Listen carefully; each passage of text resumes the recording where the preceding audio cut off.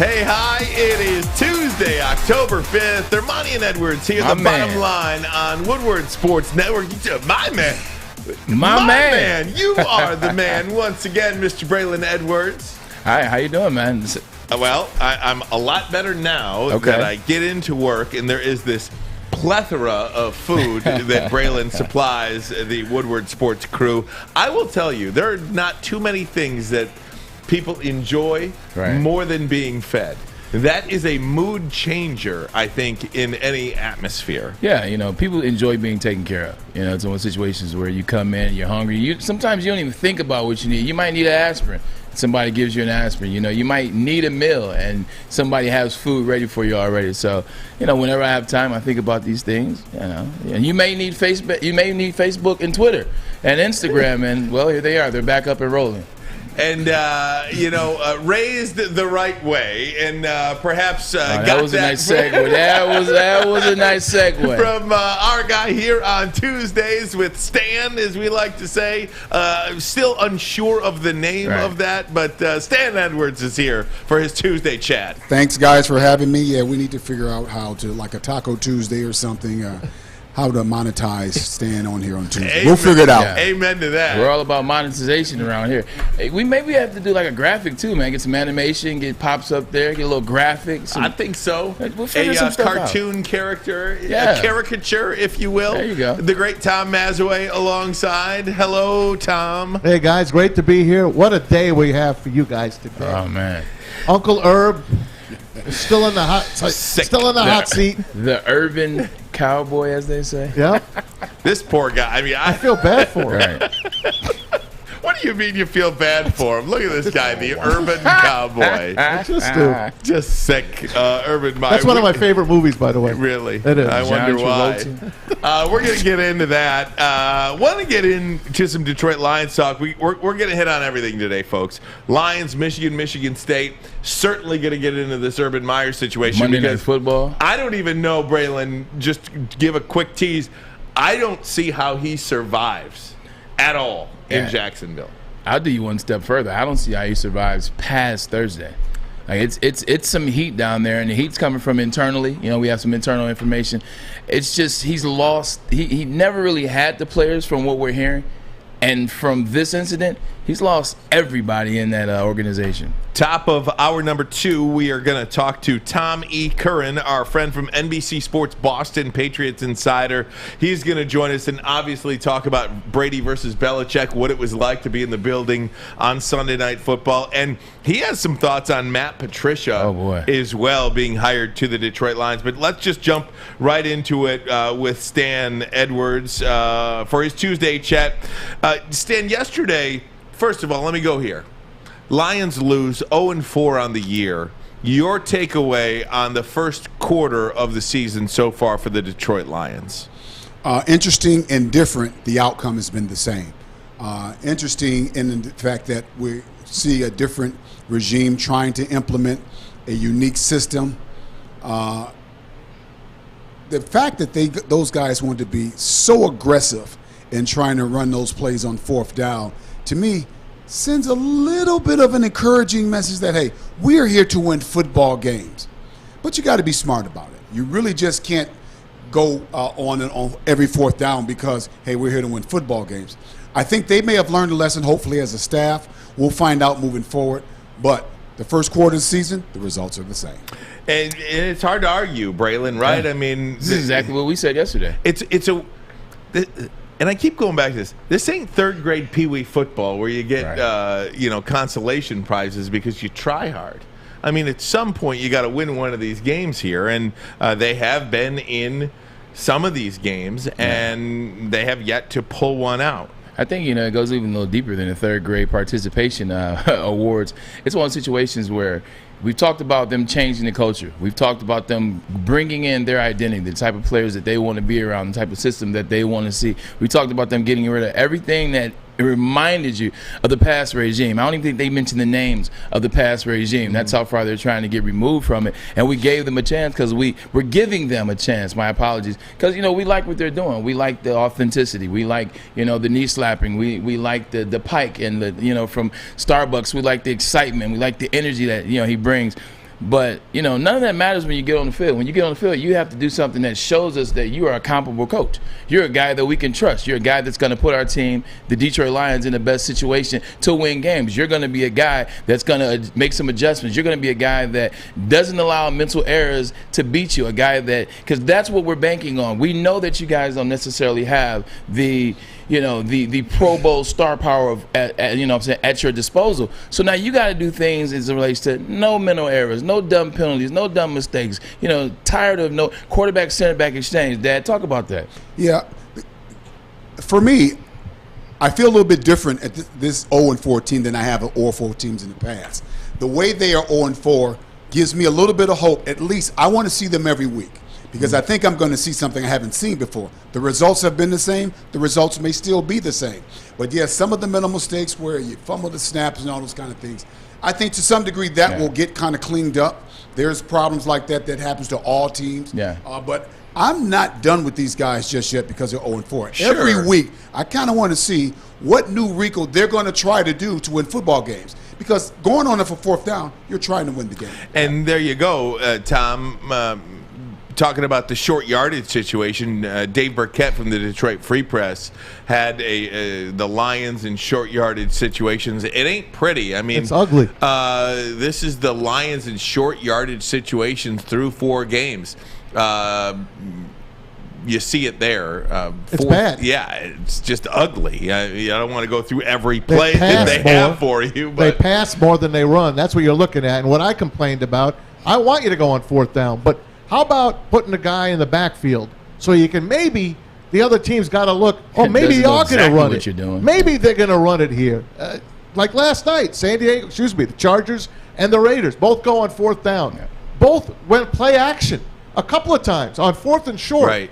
At least it gives you a chance to maybe trick the other team. I just think, too, and again, anytime you don't convert on a 4th and 1 or a 3rd and 1 or a 3rd and 2, you're left, you open yourself up for criticism. Right. I know Taylor Decker is out, but if you look at the offensive line, you've got 3 first-round picks on there, a free agent, high-priced free agent guard, and a 3rd-round pick. You invested so much into your offensive line. Use them.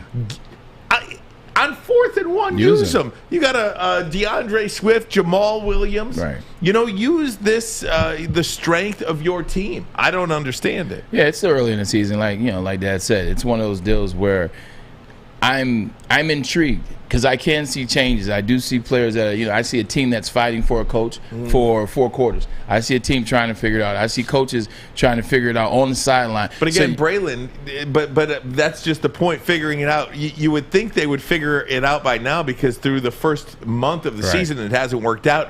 Where use your strength. We talk about how the wide receiver unit is not a strength of this team.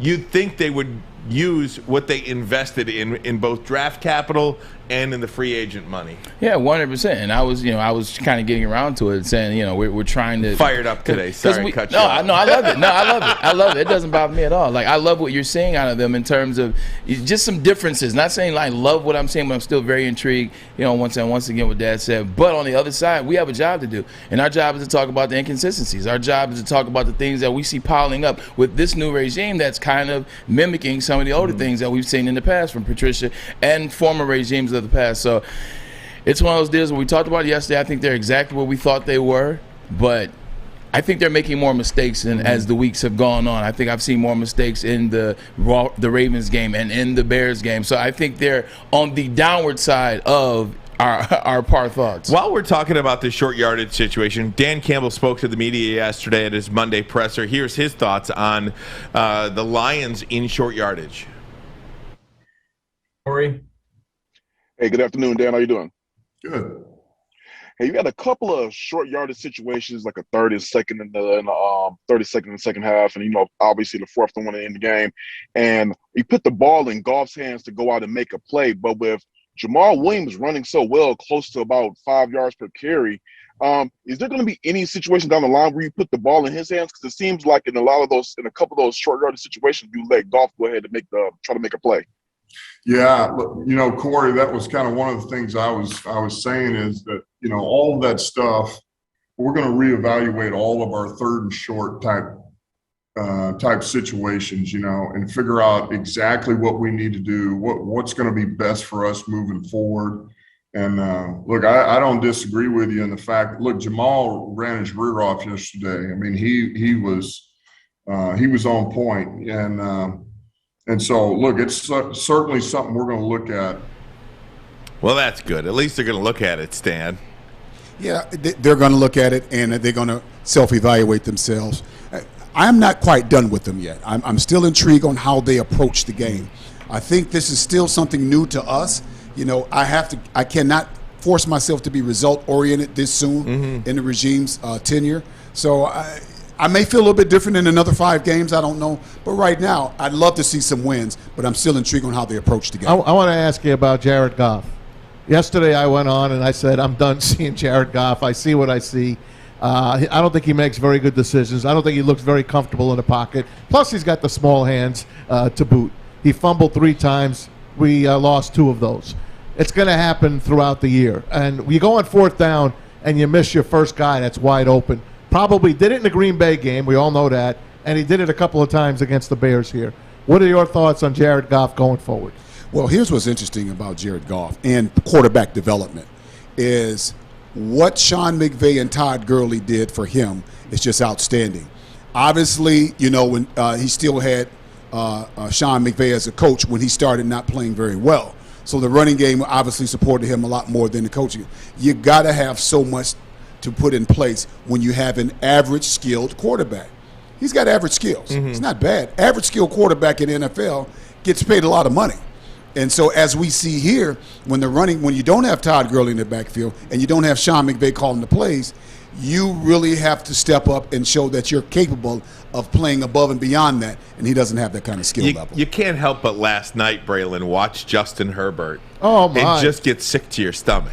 I mean, we talked about it's so easy. You just want to vomit because it's too easy for him. I mean, we're talking about Jared Goff and these quarterbacks and who's in this next class.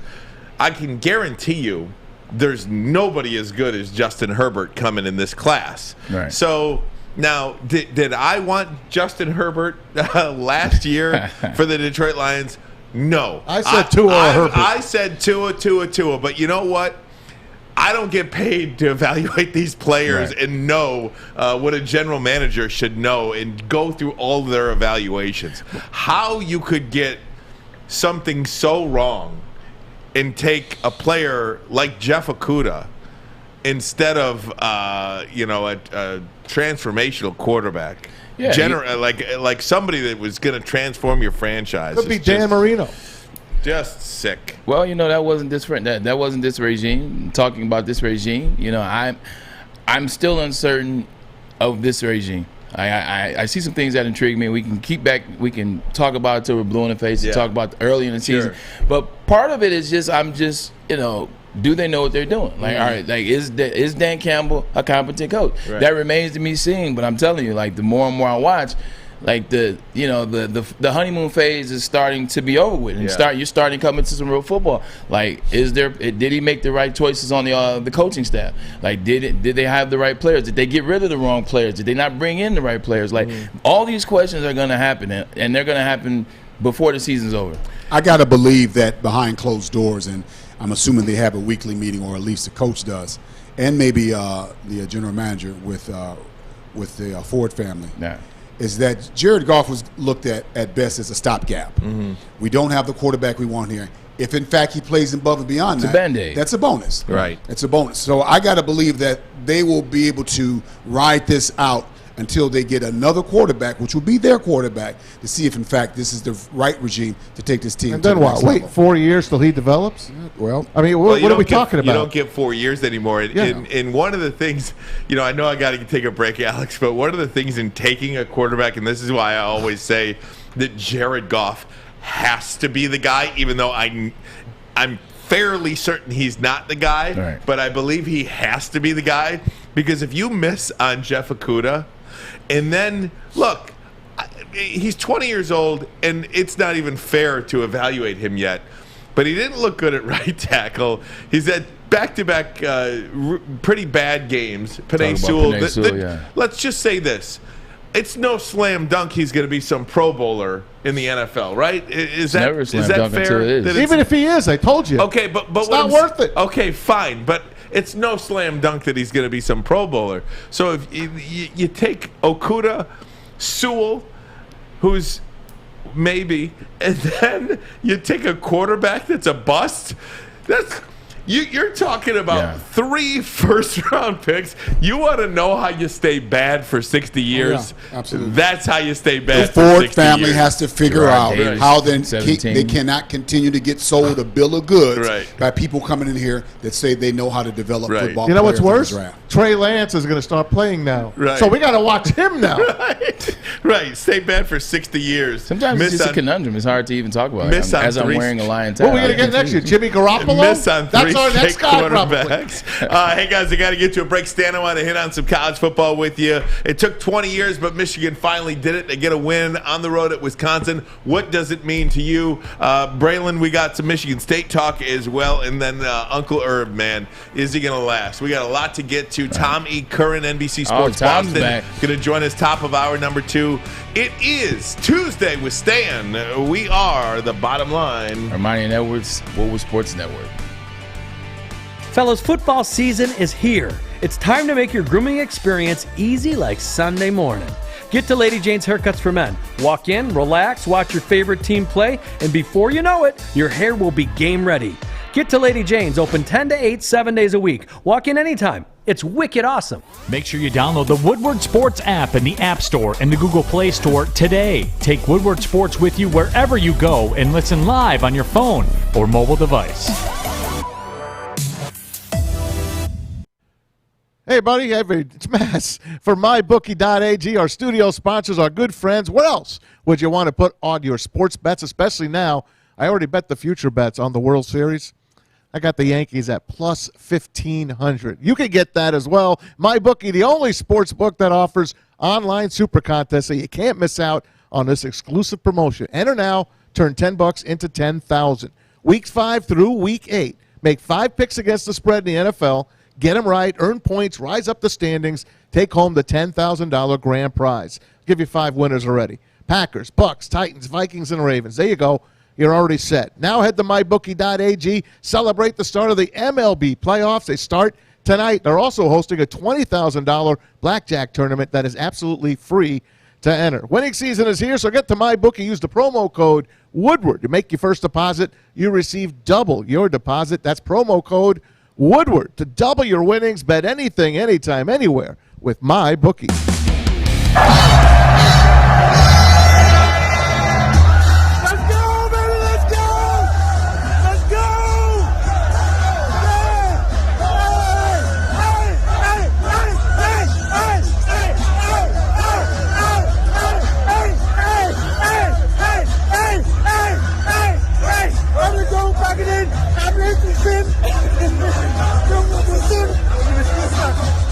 I have noticed it, for a long time now, going back to the winter conditioning cycle and spring ball. I mean, you can just, I can see it in their eyes. They had fun playing football. And as far as that was like el natural. That just happened. We had talked about early in the week that when you go on the road, I mean, you want to embrace that environment. Make their crowd cheering, like it's your crowd cheering. Make their music your music. And they played that song quite a bit during the week, as crowd noise, etc. And I think they just made it theirs in that moment. Did you? Ryan, we talked about this, and I want to get Dad's, opinion on this. We talked about this yesterday. I said, I guarantee you what they did last week. I guarantee they blasted that all week long. They made sure that they got that embedded. And I guarantee you, it started before. It started in training camp. So listen to Harbaugh. It says exactly what I said yesterday. Like, it makes sense because Dad's been there. I've been there. When they play that music, whenever someone has a loud stadium, you play that crowd noise, and especially if someone has a song or something that's synonymous with their franchise or organization, they'll play it. Dad, when's the last time you seen Harbaugh this happy? Because I'm looking at it. I know that was a mean transition and a pivot.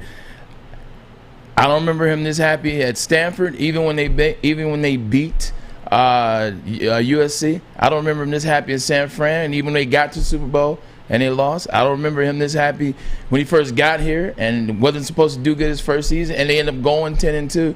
When's the last time you've seen Harbaugh this happy? I don't know that I ever have seen him this happy at all. What I will say is I think he's migrating to a point in his career where he really understands the players a little bit better. I think when he first came here that he had college football figured out and he had personnel figured out. I think he's done some soul searching on who he is as a football coach, not as a person. I'm sure he's comfortable there. I think he's realized that the game has changed, and if I want to be successful here and leave my legacy the way I want it to be left, I need to really figure out how do I engage my players. It's a different player in college football than when even you played.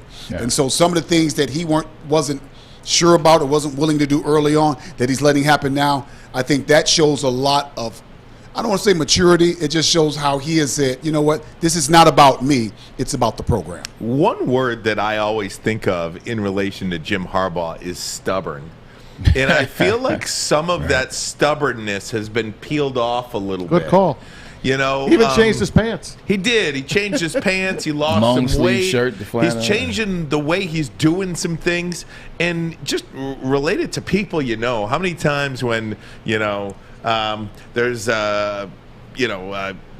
grandpa's around a bunch of kids all the time, and these kids keep me young. You know what I mean? He's got 6 of 10 new assistant coaches. All of them are under the age of 45, I believe. Yeah, definitely. And most of them are under the age of 40. Yeah, so let's give Jim Harbaugh a lot of credit for that, because who wouldn't do that is Bill Belichick. And Bill Belichick is an awfully good coach. He is not a great coach. He's been caught cheating 3 times, and we just kind of act like it doesn't happen. And soon as he have the different quarterback, he doesn't go to the Super Bowl. I thought Bill Belichick, I'm changing the subject here, but follow me. I thought when Belichick started letting guys just opt out last year, he was setting up everybody because he knew he wasn't going to win the Super Bowl, even if those guys had stayed. Going back to Harbaugh, I think it takes a very unique and a very mature individual to say, you know what I've been doing hasn't worked, and it's really not about me. It's about how do we get to where we need to go, and if I need to change, I will. And he has, and look at the results. Even on a deeper level, it takes anybody. You could pick 10-year-old, like a 10-year-old, if he can go from, or he or she can go from being stubborn to adapt and change and say, okay, I've been wrong. A 20-year-old, a 30-year-old, for someone in their 50s to make a change like this late in life, that says a lot about him. And you're absolutely correct. You got to give Jim credit, Coach Harbaugh, for what he's done this year with that staff and those players. They're playing at a high level. They're coaching at a high level, and most of all, they're having fun. They only took them 7 years to maybe get it right. But now, same Stan, as Dabo. On the other side, same as Dabo. Now, some people say Dabo's done now. Yeah, you're hearing those whispers now. But it's what have you done for me lately? He's got 2 rings. Absolutely. All right, so they're at Nebraska this week at night. Do you think this is their first big test so far? Absolutely, it is. Absolutely, it is. More so going to Nebraska is difficult to play because of how you have to get there, travel, and everything else. Nebraska is a different kind of place. There was a time when guys were going to Nebraska, and Braylon, I think you may have told me the story. Somebody said, the coach said, hey, guys, you got a little time off. Don't get lost and go anywhere too far. Guys said, where are we going? There's no place to go here. I think Jamie told you that one. Is it bigger than going to Wisconsin last week? It may not be bigger. It's just as big.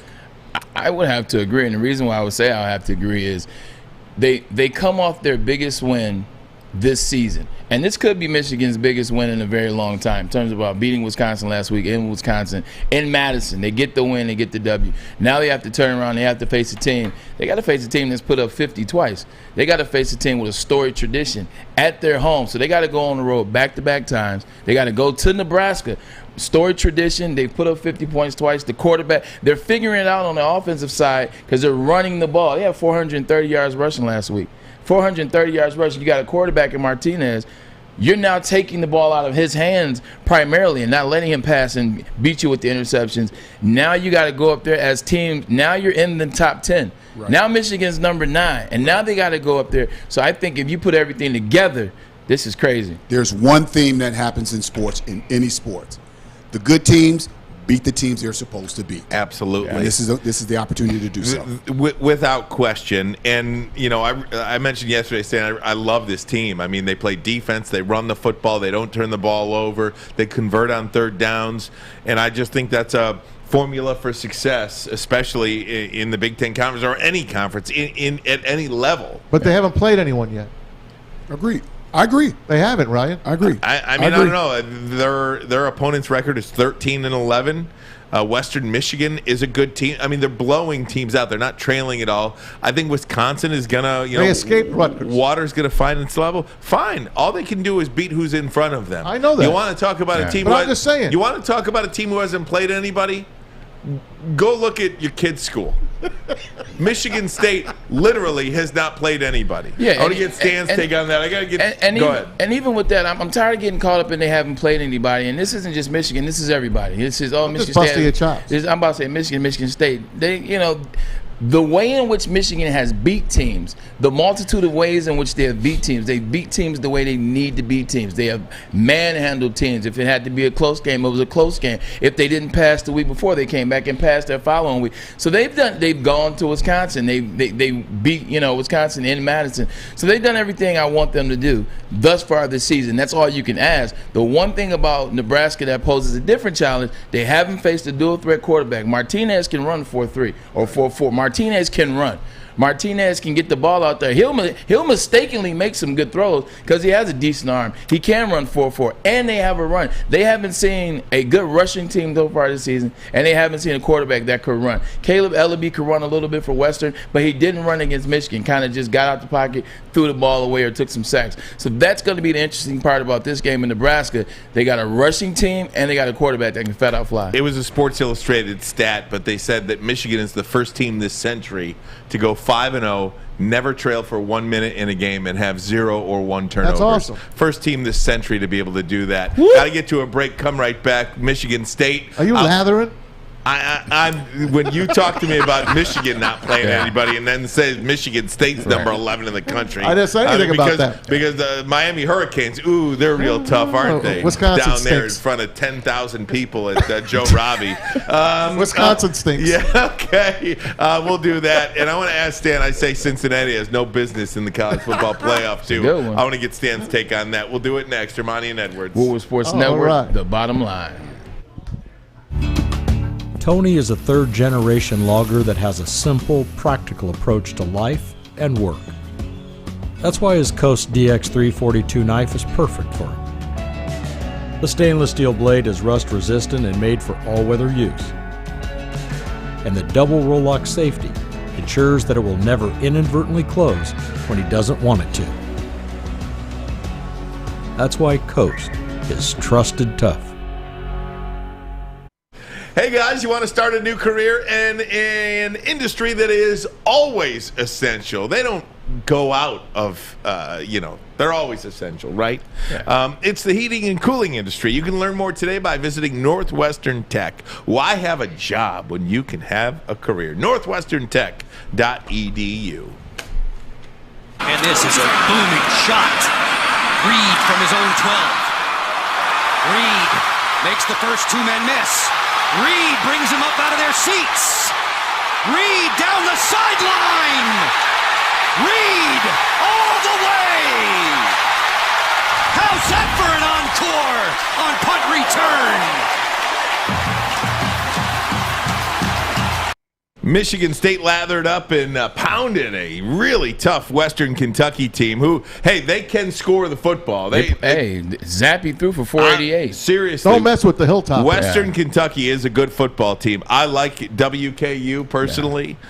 I'm just saying. Stan, we talk about the 5 Big Ten teams in the top 11. You know, everybody says, oh, Michigan, who have you played? Who have you played? Who have these guys played? Yeah. You know, I mean, I still maintain Michigan State's a 4-loss team, which, by the way, if you said before the season that State was going to be 8-4, I think many fans would take that. Yeah, I don't disagree with you that Michigan State will lose 4 games, and I wouldn't be surprised if they did so either. But I'm going to give them credit to this point. They have all found the way to win, because as you're building your program, you don't always know how to match up with teams very well. You team to play teams, you try different defenses and schemes and schematics that you normally wouldn't try. And Alabama or Clemson or an LSU, when they're at the top of their game, they don't change anything. They do what they do because you can't stop them. Michigan State is not that lucky to have that type of level of talent, and so they're still trying to figure out, are we a run team? Are we strong defense? So some of the things that they do and some of the games that they are close, they probably wouldn't be ordinarily if they would get it. So the coaching staff, the players are still in East Lansing trying to figure out how to be a winner and how to win. I think they lose at Rutgers this week. I like Michigan State. I like that offense. I think they have a high-powered offense. I like Peyton Thorne. I think he's one of the best quarterbacks in the Big Ten. Like, his accuracy has gotten better. How good is he going to be at Piscataway, New Jersey? Piscataway, it's homecoming, by the way. Why do you think they scheduled the Spartans on homecoming, Braylon? They made a mistake. I think the way it plays out for Michigan State, it works perfect. And the reason why I say that is because Michigan went there, and Rutgers came to Michigan, and Michigan struggled. So they had a chance to see him, as did Ohio State. Ohio State looked at how Michigan played them. They broke it down, and then they beat the brakes off of them. So I think Michigan State is able to see, Rutgers team that just got blown out by Ohio State. So they'll play much better than Michigan did in the 2 weeks ago. Maz? I got nothing. 2 weeks ago. You're just. I think it is. Chop busting. I'll call it that. I think they played the equal schedule that Michigan played, and they're both 5-0. They're right where they belong right now. Mel Tucker's done a phenomenal job there. You got to say, one of the best. I love Mel Tucker. Special teams, the best in the Big Ten. I just don't like their fans. I understand that. But you're talking about MSU. You're talking about their schedule versus Michigan's schedule. They played the equal schedule. Michigan's schedule is much tougher than Michigan State's. How much tougher? Exactly, like infinity beyond. So tougher. let's see how they play against Rutgers. Let's compare the Rutgers. Knock it off. Get back on track. Let's compare the Rutgers games after this week. I mean, look. I'm having some fun. I know you are. I'm busting your chops today.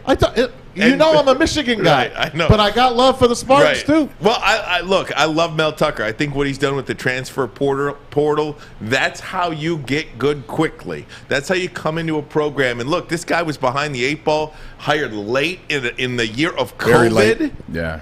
Very late. I mean, and he's doing this now? Look, and he took the job after they offered it to a guy like Luke Fickell. I have all the respect in the world for what Mel Tucker's doing this year, and I think the fan base should be proud of where they are right now.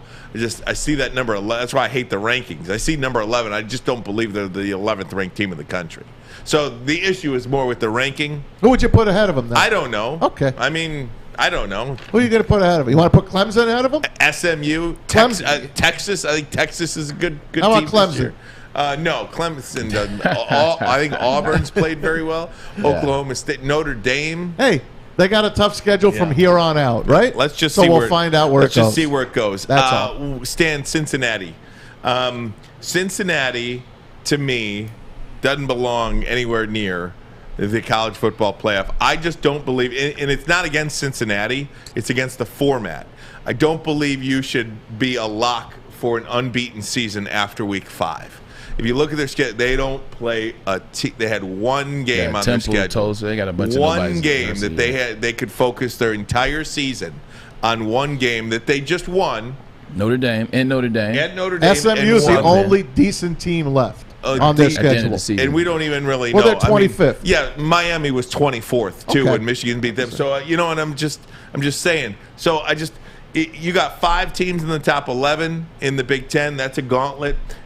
Georgia and Alabama probably. That eats up two teams.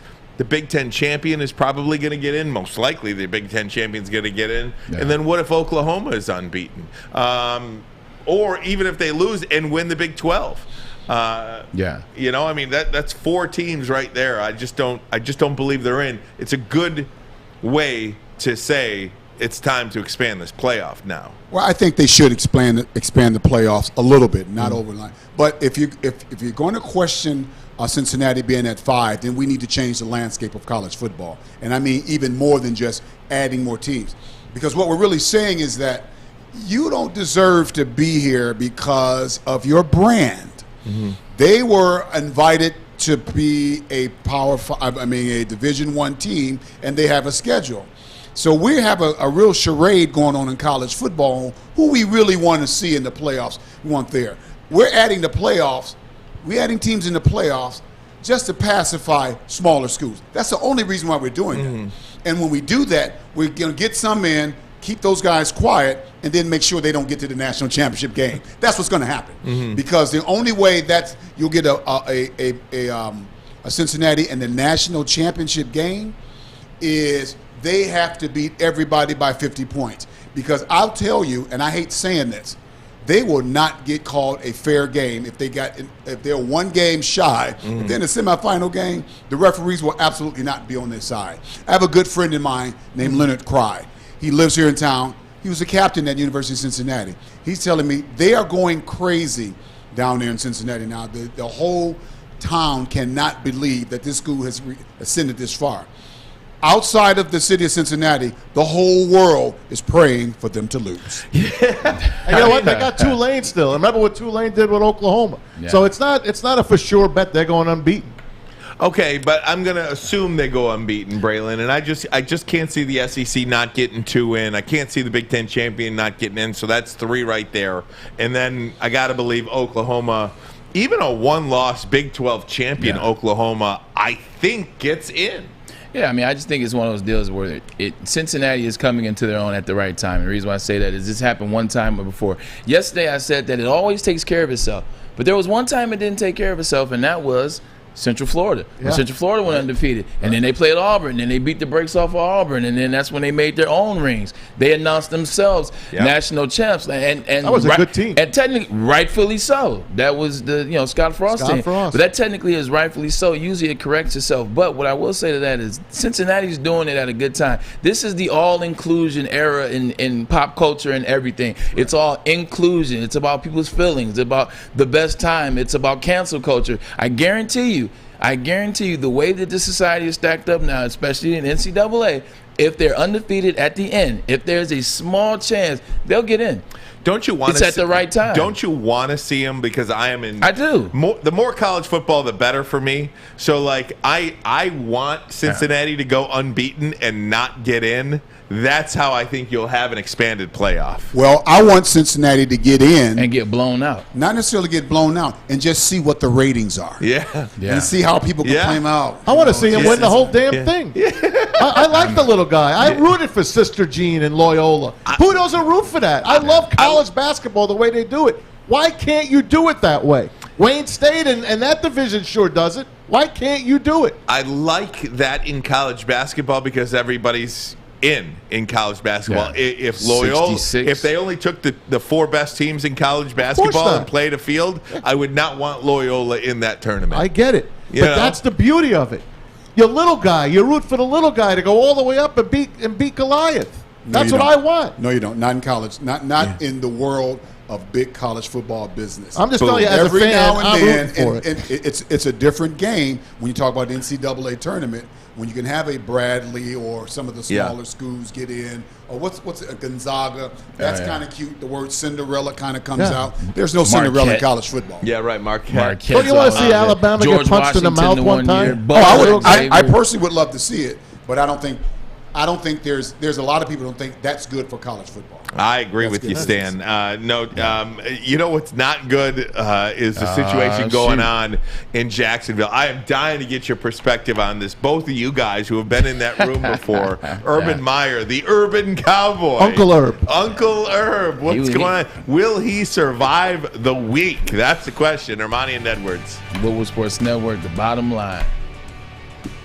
You know why realtors love using Hall Financial as a lender? Because of our commitment to speed and service. We have nearly 4,000 5-star reviews already. Call today, 248-308-5000, or go to callhallfirst.com.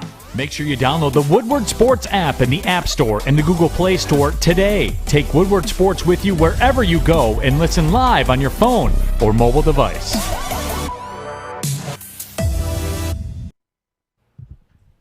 Hey, everybody, it's Maz for Legacy Partners Insurance. Nobody wants to shop for insurance, but we all need it. So why not go to somebody that knows what they're doing, a company that's been around for over 100 years, family-oriented and local. Local agent that knows the local insurance market.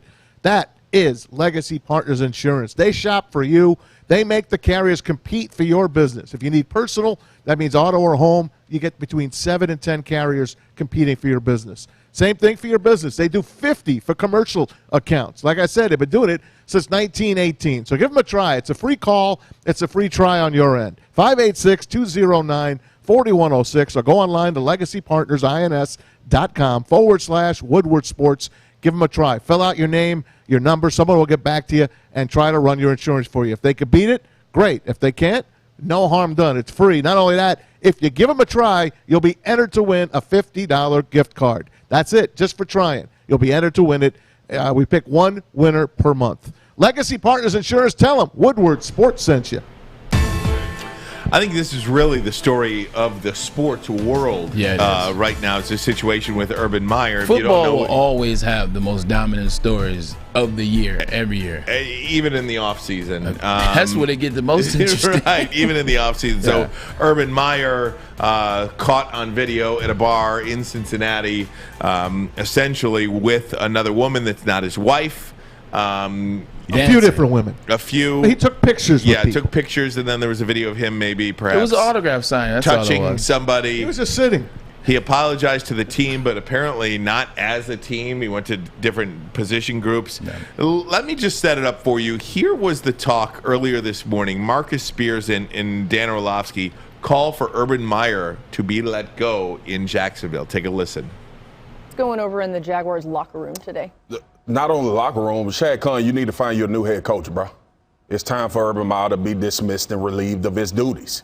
This is not the first distraction, right? This is not a visceral reaction to what Urban Meyer did, even though there needs to be one to that as well. He brought in a strength coach that had racist history. He brought in Tim Tebow to play tight end, which he never did in the NFL before. This is a pattern that we've seen go on since Urban Meyer has been the head coach in Jacksonville. And then this particular situation with a young quarterback, first pick, just married, 0-4, trying to win football games, and the coach is the exact wrong reason why they in the news.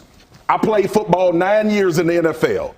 Every head coach I ever had said, don't be the guy to take focus off of what we're doing as a football team as we try to win games. It was a message that resonated throughout every locker room I've ever been in.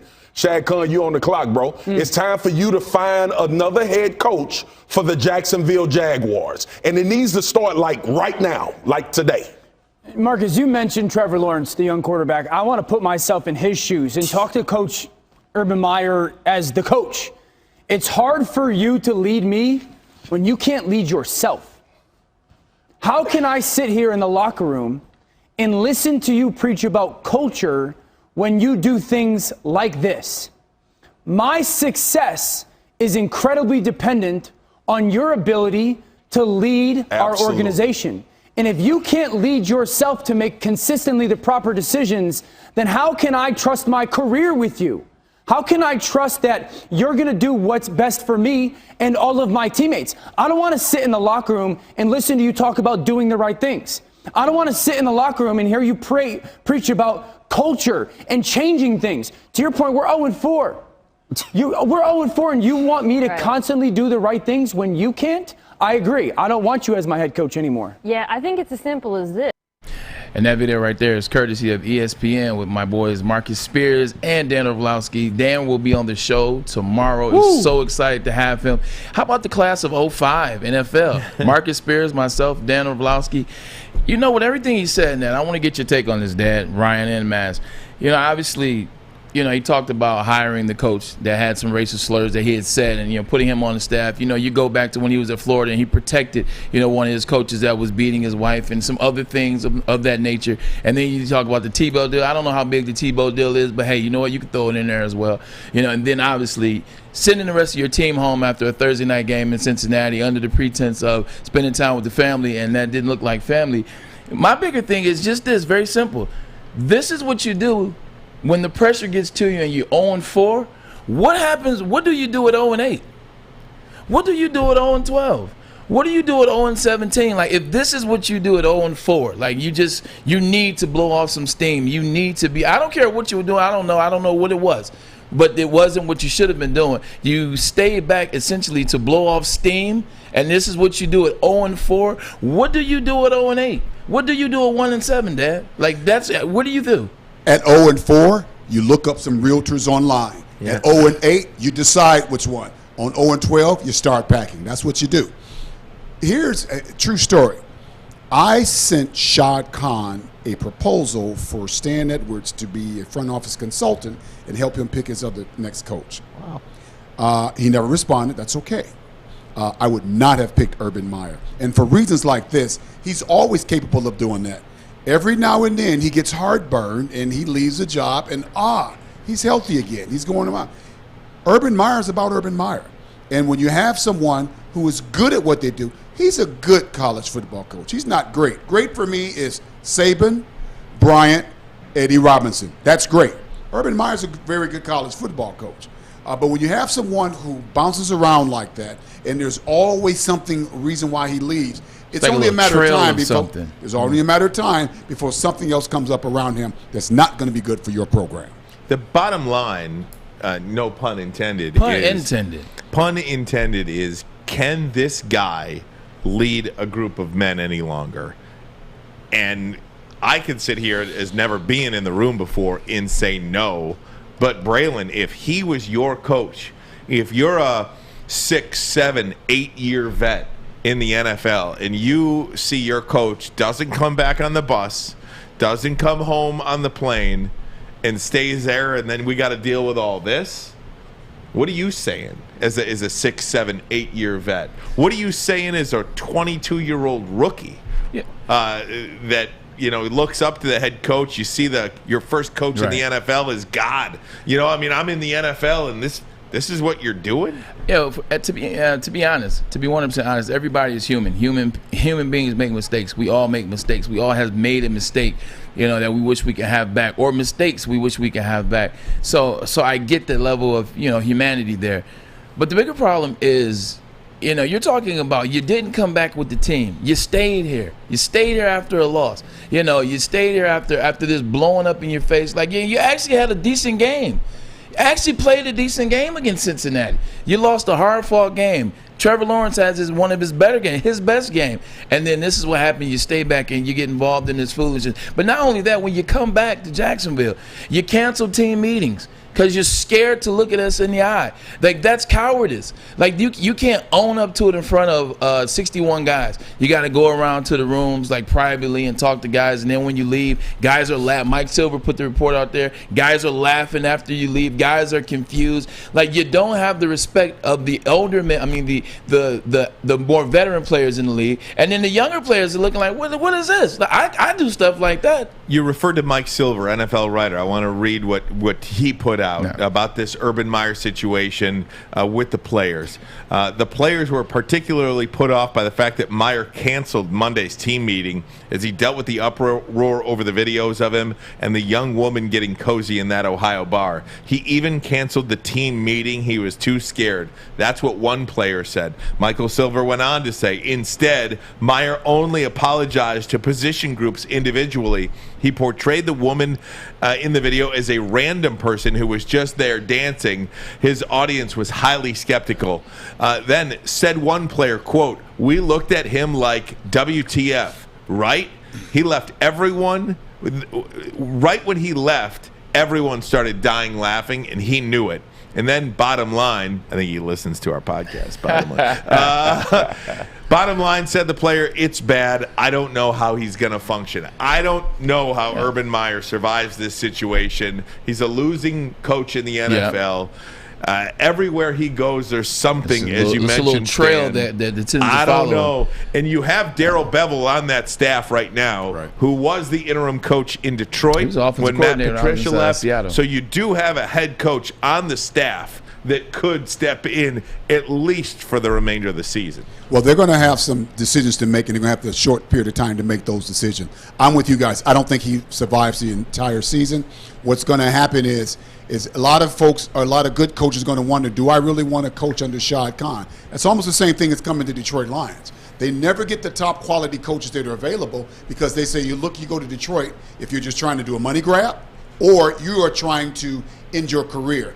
That's going to start looking like what's happening in Jacksonville. So as Urban Meyer goes out the door, what quality coach are they going to get to come replace him? Yeah, two things about this. One, I think we get the news today that he has to step down because they start practice on Wednesday. More heartburn, huh? Tuesday in the NFL. Save that thought. Exactly. Save that thought. Got to get to a break. Urban Meyer, Tom, I want you to weigh in as well. You're sick for Urban Meyer. You just want to go to church and say prayers for him. Made a mistake.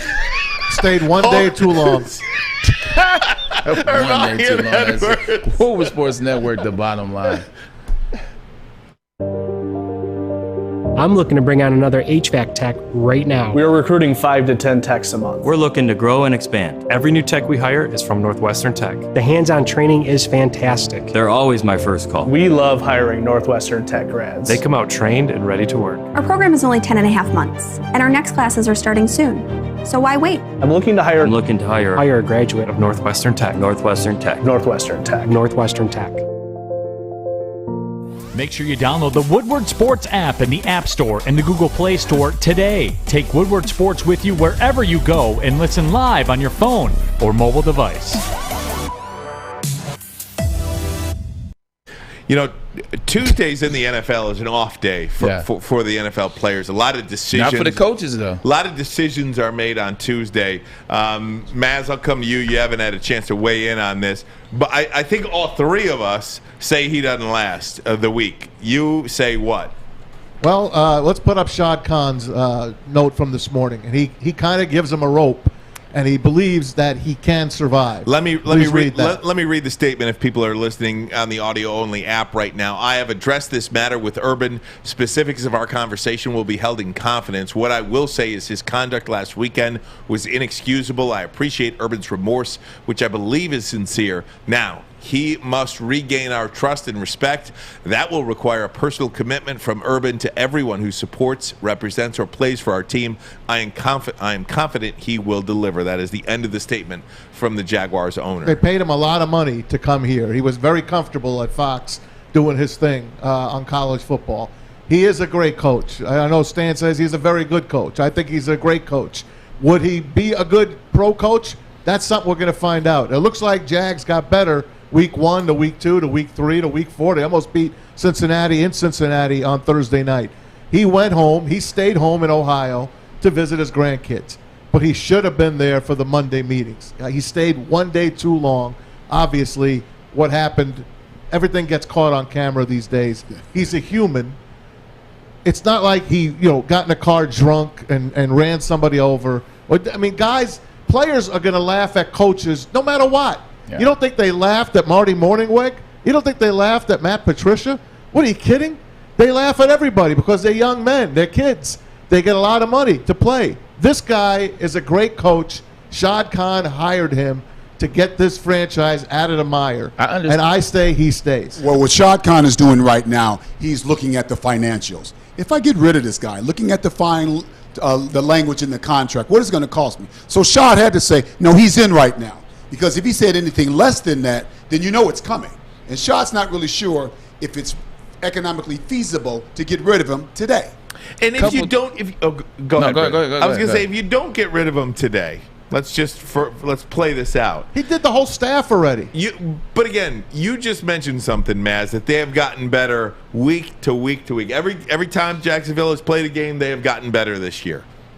right? Yeah. I think we so. could agree on that. They had a clunker in there. Okay. But they're competitive. If they come out this week and just lay an egg, it's over.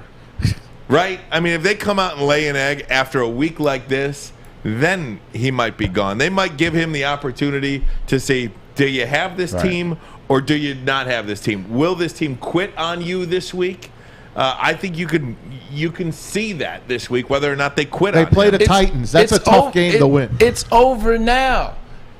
It's over now. You heard Marcus Spears. I'm a former player. My father's a former player. I've never seen anything like this. I've never seen a coach who made a mistake, stayed back, pushed his team and said, hey, you guys fly back. I'm going to stay for family. You make how much money? You can't use one of Shad Khan's jets to fly your family down to Jacksonville and have them visit with you there. You have to stay in Ohio and then do something like this. I don't care that you were having a comfortable job out there with Fox and we bought you out of retirement. We bought you out of retirement to be a leader of men. And men make mistakes. I understand that. But he can't make a mistake like that at his position. He's the head coach of a football team. That's some BS that you expect from kids and even grown men doing stuff like that. But they're not leading. They're not the leader of men. They're not the leader of individuals. They're not the ones that set the standard. Like, he sets the standard as the focal point of the franchise. He's the head guy. He's the guy that can't do stuff like this. I'm sorry. I know it's not human nature, but you better find a way not to make mistakes like this as a head coach. He can't make it through today. He has to be gone by 5 o'clock today. I'm telling you, because the team doesn't respect him. You've lost the players. What the hell was that guy doing? I don't even know if they even ever had him. But I tell you one thing, now that you don't have that, they will never respect you. They will never listen to anything you say. He canceled a team meeting after doing that. That's stuff that kids do. You just gave me goose pimples. I'm just saying, you canceled, like, he stayed back in Ohio, messed up, then canceled the team meeting because he can't deal with what he did in the mess up. That guy can't, he's a coward. That's as good a take as you'll hear. If he didn't do what he did at that bar and he stayed home and visited his family, and then flew in, are you still want to fire him? If I was white, I'd be white. I wouldn't be black. Like, I'm asking you. I'm asking you. Do you still fire the guy? It's an if thing. I'm with Braylon. It doesn't matter. He did it. It don't matter. That's not what he did. I agree with you because I was going to comment and say there's a lot of people that don't fly back on the plane for a number of reasons. Health reasons, want to see a family member, a sick person. There's a number of reasons people get excused, and that goes for head coaches as well. Yeah. But what he did, I saw it coming. It was only a matter of time. Yeah. All right, so if you don't see him on the bar and that woman grinding on him, is it a different story if he takes pictures with a bunch of ladies? Is it different? No, it's not. It's not, because he had no business he had no business. When he walked in that place, it was over for him. A picture allowed you to look at it as you saw glossy eyes. Like, we know what glossy eyes mean. Man. You see, like, he if had it was a just couple of hold drinks. on, but watch this. If you just see a picture and it's some glossy eyes and it's a couple different women, then we know what happened, but we have no proof. So it's like, yeah, you know what, you got lucky with this one. We'll give you a pass. Has the morning meeting on Monday, etc. He gets the pass. Not only did we see glossy eyes in the picture, we also saw the video. We also saw what could have been some other physical things, and then you cancel the meeting, and then you can't talk to your teammates. I mean, your team as the players, and the players are saying you lost the team. He's a coward. He wouldn't talk to us all together. What more do you need? Well, what I got from him at the microphone after he got back to Jacksonville is, I'll just tell you guys anything because I've done it before. Gotten away with it before, so I'll just do it again. That video is as damning a video as you will see. Not to mention, if you read that, the last thing I said, I know I got animated about this topic. I'm excited. Please. But if you read that with Shad Khan, his words, one of the things he said in there, and get everybody in this building, what it says right there, it said, now he must regain our trust and respect. That will require a personal commitment from Urban to everyone who supports, represents, and plays for our team. There's no way in hell he's getting that. There's no way in hell he's not getting that. And I'll dare I say, as a rookie coach, who's to say he had it in the first place? Yeah. I mean, just because he was a good college coach doesn't mean that he walks into the NFL and if I'm commands Shad Khan, that's good. That's good. That's good, Ryan, because there's a number of veteran players. When he even got hired, hey, what does he even know about the league? Why is he getting granted all of this? And he hasn't proved anything that he can do anything on Sunday. Yeah. I mean, yeah, who's to say that he even had it, especially because of the track record that was listed out from Marcus Spears, with hiring the coach that had some racial issues in the past. Right. Then you bring Tebow in, people were laughing about that. Now, I didn't have a problem with that. Then he protected his friend from Florida and Ohio State. The other thing about that is Shad Khan's a businessman. businessmen do not like to make look stupid. They don't look stupid. They don't want anybody to make them look stupid. They don't allow that to happen. If he keeps Urban Meyer, it's guaranteed. It's a proven track. He has a proven track record that he's going to do something else that's going to make you look stupid. And now your credibility is enlarged. Like, oh wow, Shad Khan, you're not a businessman, or you're not as good of a businessman as I thought you were. Right. He's got to get rid of him for himself and for the Jacksonville Jaguars organization and franchise. Yeah, and we'll see where this thing ends up. Stan, you got any final parting thoughts for us? Any words of wisdom? They are cleaning out a new office for Urban Meyer to work at Flexingate. Shad Khan's company. That's wisdom. I'm still paid, but you got to do something. Wrestling? How about the wrestling? He'd go over there and be a commentator with AEW. Hey, Darrell Bevel can add another interim head coach tag to his resume, right? Oh, man. Hey, guys, we got a real treat coming up next. Tom E Curran, NBC Sports, Boston Patriots insider. Big Sunday night game, Patriots and the Tom Brady's Buccaneers. Yeah. What happened there? Recap. Also, Brady-Tom what is behind the Matt Patricia situation here in Detroit? Tom wanted to know, how did Patricia even get hired here in Detroit last He's a time Belichick around? disciple. Yeah, that's true. And we don't do a lot of homework in the front office. Tom doesn't have a lot of kind words for Matty Patty. Oh, you don't say. We'll talk to him next. This is Armani and Edwards. Woodward Sports Network, the bottom line. Papa Romano's has a pizza that is pleased to meet you. The Pizza Pizza is a sizzling deal and fully loaded with pepperoni, ham, Italian sausage, ground beef, and bacon. Get a large Pizza Pizza for $16.99 at paparomanos.com. Make sure you download the Woodward Sports app in the App Store and the Google Play Store today. Take Woodward Sports with you wherever you go and listen live on your phone or mobile device.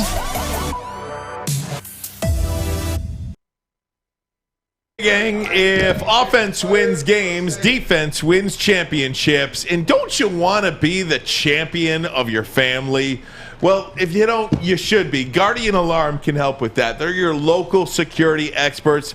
You want to feel safe. You want your family to feel safe. 24/7 local monitoring. Guardian Alarm also has convenient features that helps you check in on your home, control your lights, control your temperature, detect smoke and carbon monoxide. They will even let you lock and unlock your doors. All you have to do, if you want to play that championship defense for your house, is call, what's the number, fellas? 800 Stay Out. What's that number again? 800 Stay Out. Get out of here! Stay out! No, we weren't telling Dad to get out. We weren't telling you to get out. We weren't telling you to Guardian get out. Alarm has been trusted for over 90 years at keeping families safe. Guardian Alarm, your local security experts. How about Maz next to the Guardian Alarm truck earlier? Man, I was screaming.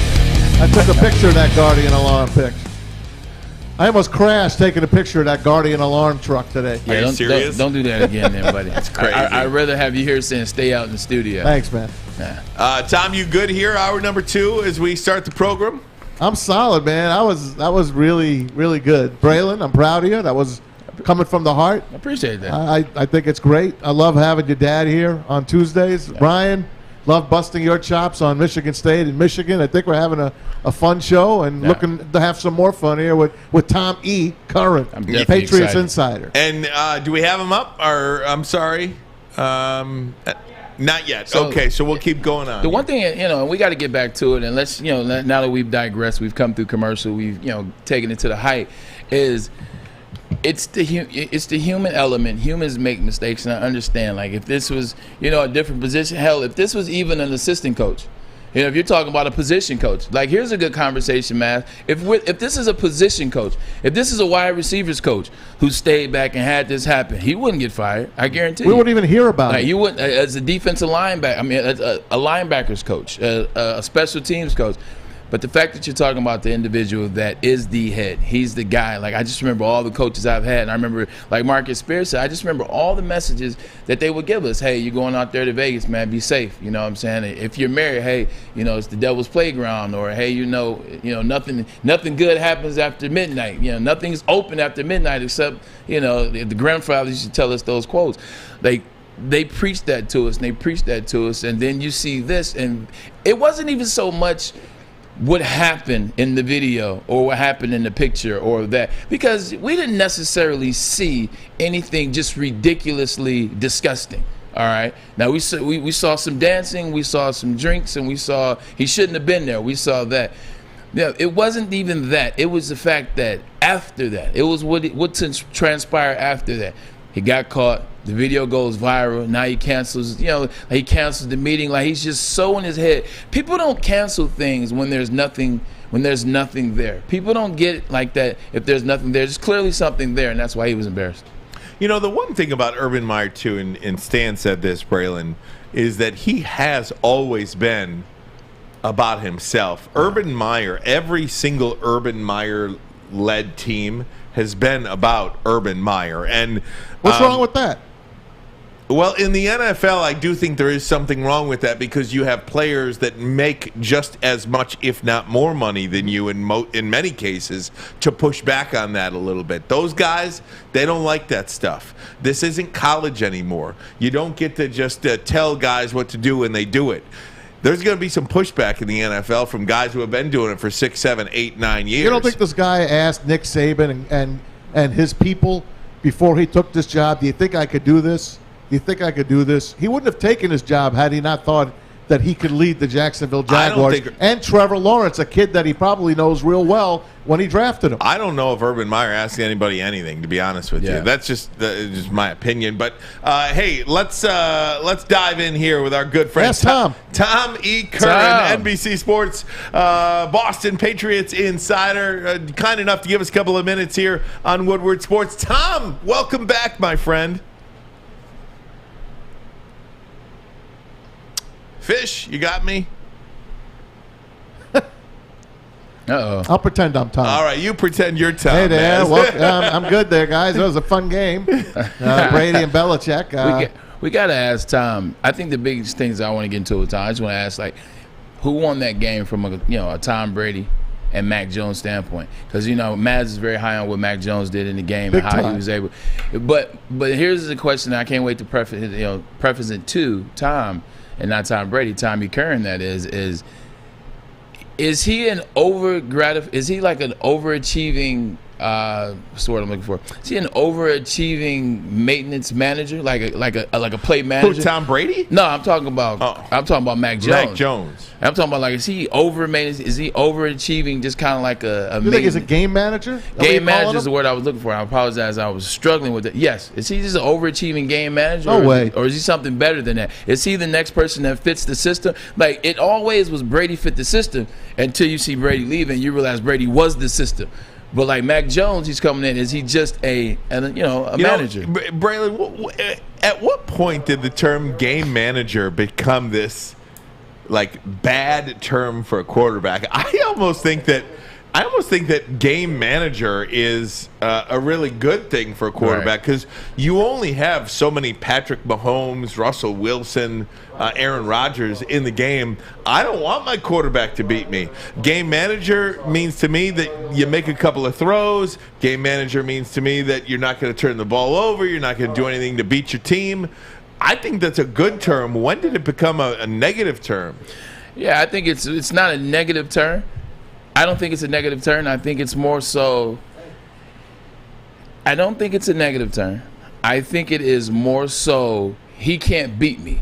Like a quarterback, when you look at the top tiers, they can beat you. You look at the Russell Wilsons, you look at the Tom Bradys, you look at the Aaron Rodgers. They not only manage the game, but they can beat you themselves. They can find nuances within you. They're on-field playmakers, and they can change the game plan within the game and as they see fit. Then there's the next level, like the Matt Staffords. Matt Stafford he's not a game manager. He's a good quarterback. Yeah, he's a good quarterback. But I think you get to that third tier, that manager, that game manager, that's all he can do. That means he has to be set up perfect with the offensive coordinator. That means he has to have a plethora. He has to have a good defensive line. I think everything has to set up perfectly. That's what I mean by a game manager. For a game manager, has to set up perfectly. And I don't want things to have to set up perfectly for my quarterback. I see That's what you're saying. I mean. Maz, let me bring you into this, because one of the things we're talking about is, at what point did being a game manager for a quarterback become a bad term. I almost feel like if you're a quarterback in the NFL and you're a game manager, I almost feel like it's over. That's nobody wants you anymore. That's basically you're a placeholder until the next guy comes in. And Mac Jones is the #1 draft pick. He's not got to be that guy. They didn't take him. I think it was the 17th pick. 15th. He fell right to him. He fell right to him. And they wouldn't have taken him if he was going to be that kind of guy. There's plenty of guys like that. You could have got Jared Goff, for crying out loud, if that's what you want. And I don't even know if he's a game manager, to be perfectly honest with you. But there are game managers out there. This kid has got the goods, man. Tom Curran had the run. He's got Patriot duties, TV duties. Yeah. We'll get him next time. But I think he would tell you the same thing, that this kid is the real deal. All right, yeah, and we'll see. Look, I think he played really well. And one part about that game that I just wish didn't happen, and maybe this is silly too, I wish it wasn't raining so hard. Right. Because I do feel like that took away from the game, all that rain. I wanted to see both teams be at their best. And heat up. And go from there. Yeah, no, 100%. And you see some of the throws that got away from Tom. And some of the throws that got away from Mac early on in that game and even later in that game is because the balls were wet, the balls were wet. It slipped, because Tom throws the ball high anyway over the middle field because that's what Belichick is going to make you do. He's going to put that cover 3 zone on you. It's going to make you throw the ball high, make you fit into a tight window anyway. And then, the ball being slick added a little bit to that. You see Antonio Brown in the end zone with that catch. AB has never had a history of dropping passes. Like, AB loves booming. That's AB's thing. It's booming. Business is booming. And he drops that pass, and you see some other passes drop. Jacoby Myers fumbles, who's actually undrafted free agent wide receiver, has really come on for them in the Patriots. Like, he's their number one. He's their number one guy. Undrafted 3 years ago. He was there with Tom, and then he's been there. He's kept working. But he fumbled in that game, and he's not one that drops passes and fumbles. So the rain definitely played a part, and, who knows with the field goal kick? Yeah, who knows?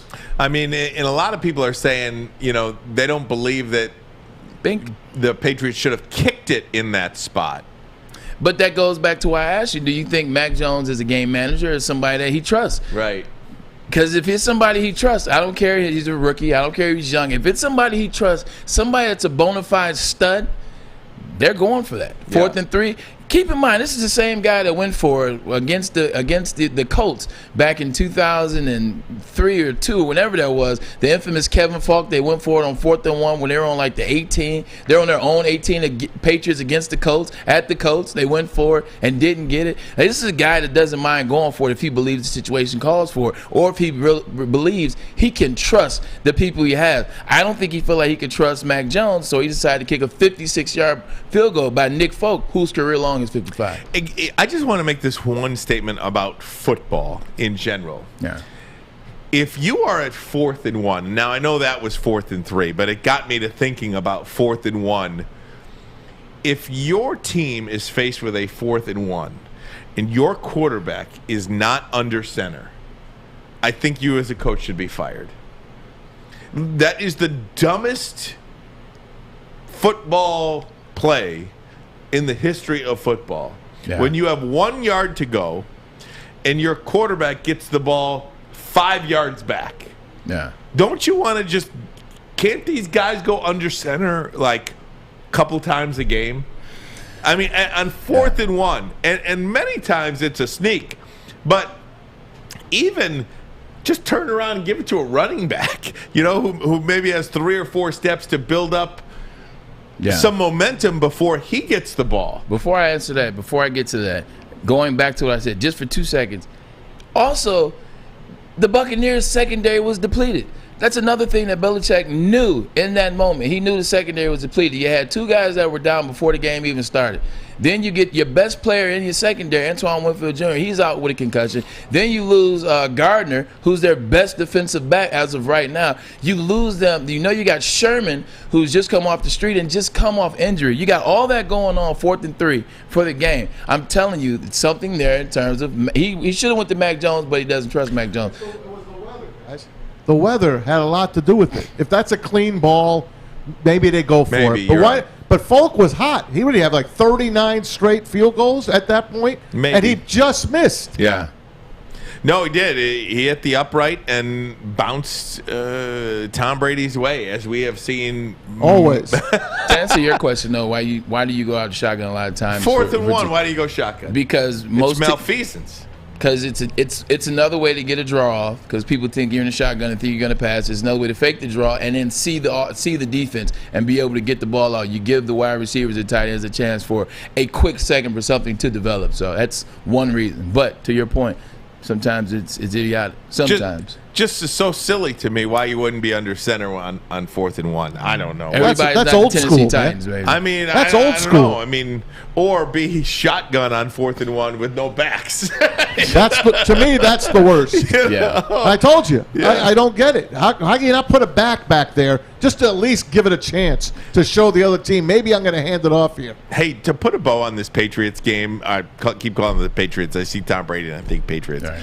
How about Richard Sherman's play? I mean, I thought Richard Sherman played pretty darn good for coming in, not in football shape. You know, you could be in shape all you want, but I think it's another level when you're trying to play an NFL football game. But he just looked like he played with no emotion. I mean, he was as stone cold as there could be. I was, even when he recovered a fumble. He was probably nervous. He was. Yeah. I almost, and again, I almost felt bad for him. A little bit. He just looked like a broken man. If you're a broken man, I feel bad for you. You know. How about Urban Meyer? I don't know if he's broken just yet. He's I think he's broken. broken because he got caught. Yeah. I think that's a big difference. Urban Meyer's broken because he got caught. I think Richard Sherman is a broken man just because he had a really, really tough night. Yeah, not even just a really tough night, though. Like, the reason why he played so well is because he is on the all-decade team. He is a defensive back on the all-decade team. He's made all-pro 6 times. Like, he's one of the best defensive backs ever, and he's definitely one of the best defensive backs of the last 25 years. So don't ever forget that. Like, when you're at that level, like, he made the Pro Bowl last year before he got hurt, the year before. So he made the Pro Bowl he made All-Pro in 19 and took the San Francisco 49ers to the Super Bowl his first year, his second year with the team. So that's what he's coming from, and he's healthy. Now, the reason why he looked broken, nothing in life is fun when you have things hanging over your head. No matter what you accomplish, what you do, you can be a billionaire investment banker, and you can, have a bunch of money you make on some investments, and some things come out, they carry out. You can be a track runner, and you can win the Olympics and a gold medal, or you can be a doctor, an open heart surgeon, and you just create a new technique that they'll use for years and years to come. But when you have something hanging over your head, something illegal, something that was immoral, something that wasn't you, or something that has something to do with your family, and people are looking at you in a different light, like, that's the attitudes you have. And I guarantee that's what it is. He's out there playing football, and he's happy to be back, but he's not happy what's looming over his head. Speaking of looming, there's a looming issue going on between 2 head coaches in the National Football League, John Harbaugh and Vic Fangio. Did you hear about this one? The Broncos coach does not like what happened on Sunday at the end of the game between the Broncos and the Ravens. We'll let you know what happened, and you'll hear the audio from both head coaches. We'll do that next. Armani and Edwards. Woodward Sports Network, the bottom line. Something about those Okay, you thirsty little spin goblins. I want you to pedal into the next dimension. Spin it! Spin! Spin! Uh-oh! Carmen's falling behind. Let's give her the hiss of shame. Spin! Spin! Spin till you bleed! Don't ride the bike of shame. Come to Planet Fitness and find your own lane with tons of equipment, free fitness training, and no hissing. Join today for just $10 a month. Papa Romano's has a pizza that's pleased to meet you. You like that right there. Pleased to meet you. It's the Meatza Pizza. Pepperoni, ham, sausage, ground beef, bacon, and topped with a blend of fresh cheeses. Large Meatza Pizza is $16.99. Order today at paparomanos.com. You know it's coming. Opa! Get that Meatza Pizza, baby. Meatza Pizza. Is that a point? Is that kind of like, I think it's kind of corny, but it's like a corny thing I love. I Like, love you know, it. like when the corny Man. meats, you're like Meatza Pizza. I like that. Ooh. I like that. I could use some Italian sausage on that pizza right now. All right, guys. Denver Broncos and the Baltimore Ravens this week. So the Baltimore Ravens were going for an NFL record 43 consecutive 100-yard rushing games. They were at 97 rushing yards on the final play of the game. Baltimore had the ball, and instead of taking a knee in the victory formation, Lamar Jackson took the ball and ran 5 yards to get that record keep that record going, and he did. I love that. Right. I don't know how you feel about that yet. Vic Fangio, he doesn't like it. Vic Fangio had some interesting things to say about that. So yeah, I'll get you the Vic Fangio in just 1 second. But yeah, that was a part of the game that Vic Fangio didn't like. Yeah, and I actually was in San Fran when Coach Fangio was out there. He was a defensive coordinator when I was there. You know, you look at this play and, you know, you think about it, and, you know, certain people say, hey, you know, it's okay. They were just trying to get the extra, you know, yards, and they were trying to continue the streak. And you see how hot Coach Fangio is right there. He thinks it's some BS. To a certain extent, you know, it's all fair and good. And this goes back to something Matt says, what if on this play to continue the streak of, you know, 43 games since Lamar Jackson's first start ever in 2018, what if he tears his ACL in this play? Well, he didn't. What if a Bronco gets hurt? That's what Fangio was mad about. What if one of his players got hurt? What if somebody in general gets hurt? Whether it's a Bronco, whether it's a Baltimore Raven, you put both teams in the situation to risk injury for the sake of, you know, a rushing record from who gives a care. And I heard Marquise Hollywood Brown say some records were meant to be broken. So I'm always in favor of having records, or whenever you get a shot. That's because you're young. If you would have been out there and got hurt on that play. So I understand why he would do something like that. But I think it was a lapse in judgment for Coach Harbaugh. Coach Harbaugh is not one that typically makes mistakes or makes things like this. I don't agree with it. This is a record that was set by the Pittsburgh Steelers from 74 to 77. Franco Harris. 43 straight games of having at least 100 straight rushing, 100 rushing yards or more in 43 straight games, 74 to 77. I love this. Yeah, I love that. But you know what I love about that? They also have 4 Super Bowl championships to go with that. Like, they don't have any. Baltimore's got 2. No, Baltimore has 1, but they don't have it in the era that the streak started. With their streak started in Steelers, they got Super Bowl championships behind that. Okay. Like, so they got a lot of stats, and they have a lot of meaningless stats right now. All the stuff Lamar Jackson has done, all these meaningless stats, but they have no Super Bowl wins. They keep tanking in the playoffs. They keep losing the games they should win. They keep, you know, not showing up to the party in the playoffs. So I don't need you to break the record, or I don't need you to tie the record. I don't need you to have this nice thing on your resume. Oh, by the way, we got the rushing title, or we got the record for most consecutive 100-yard games. I need you to get back to the Super Bowl, and I need you to do what we thought you were going to do before the Chiefs took over for the AFC. Hey, I'm a history guy. NFL history, that's my favorite history. I wish they had that in high school. I would have been a genius. Nonetheless, I wanted to see this. I really did. And I think Vic Fangio went overboard. Here's his press conference yesterday talking bad things about John Harbaugh. Yeah, I thought it was kind of bullshit, but I expected it from them. You know, I've 37 years in pro ball. I've never seen anything like that. So, but it was to be expected, and we expected it. Why did you expect it from them?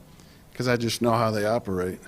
You know, that's just their, mode of operation there. Player safety is secondary. Is that something anybody even really talked about, that they had 42 straight or whatever the number was, 100-yard games? We didn't talk about it during the week, but I'm sure the players were aware of it. You guys made them well aware of it.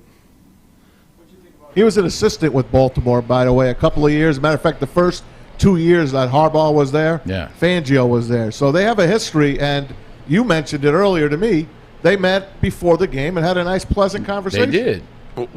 Here's the thing, though. I understand that. I understand you love it from a fan point of view, and you love it from a historian point of view. Like, you're one of the best historians I know as it relates to football and sports in general, actually, because I know baseball, you have an abundance of knowledge, too. But approach it from your fantasy teams, since that's what you care about.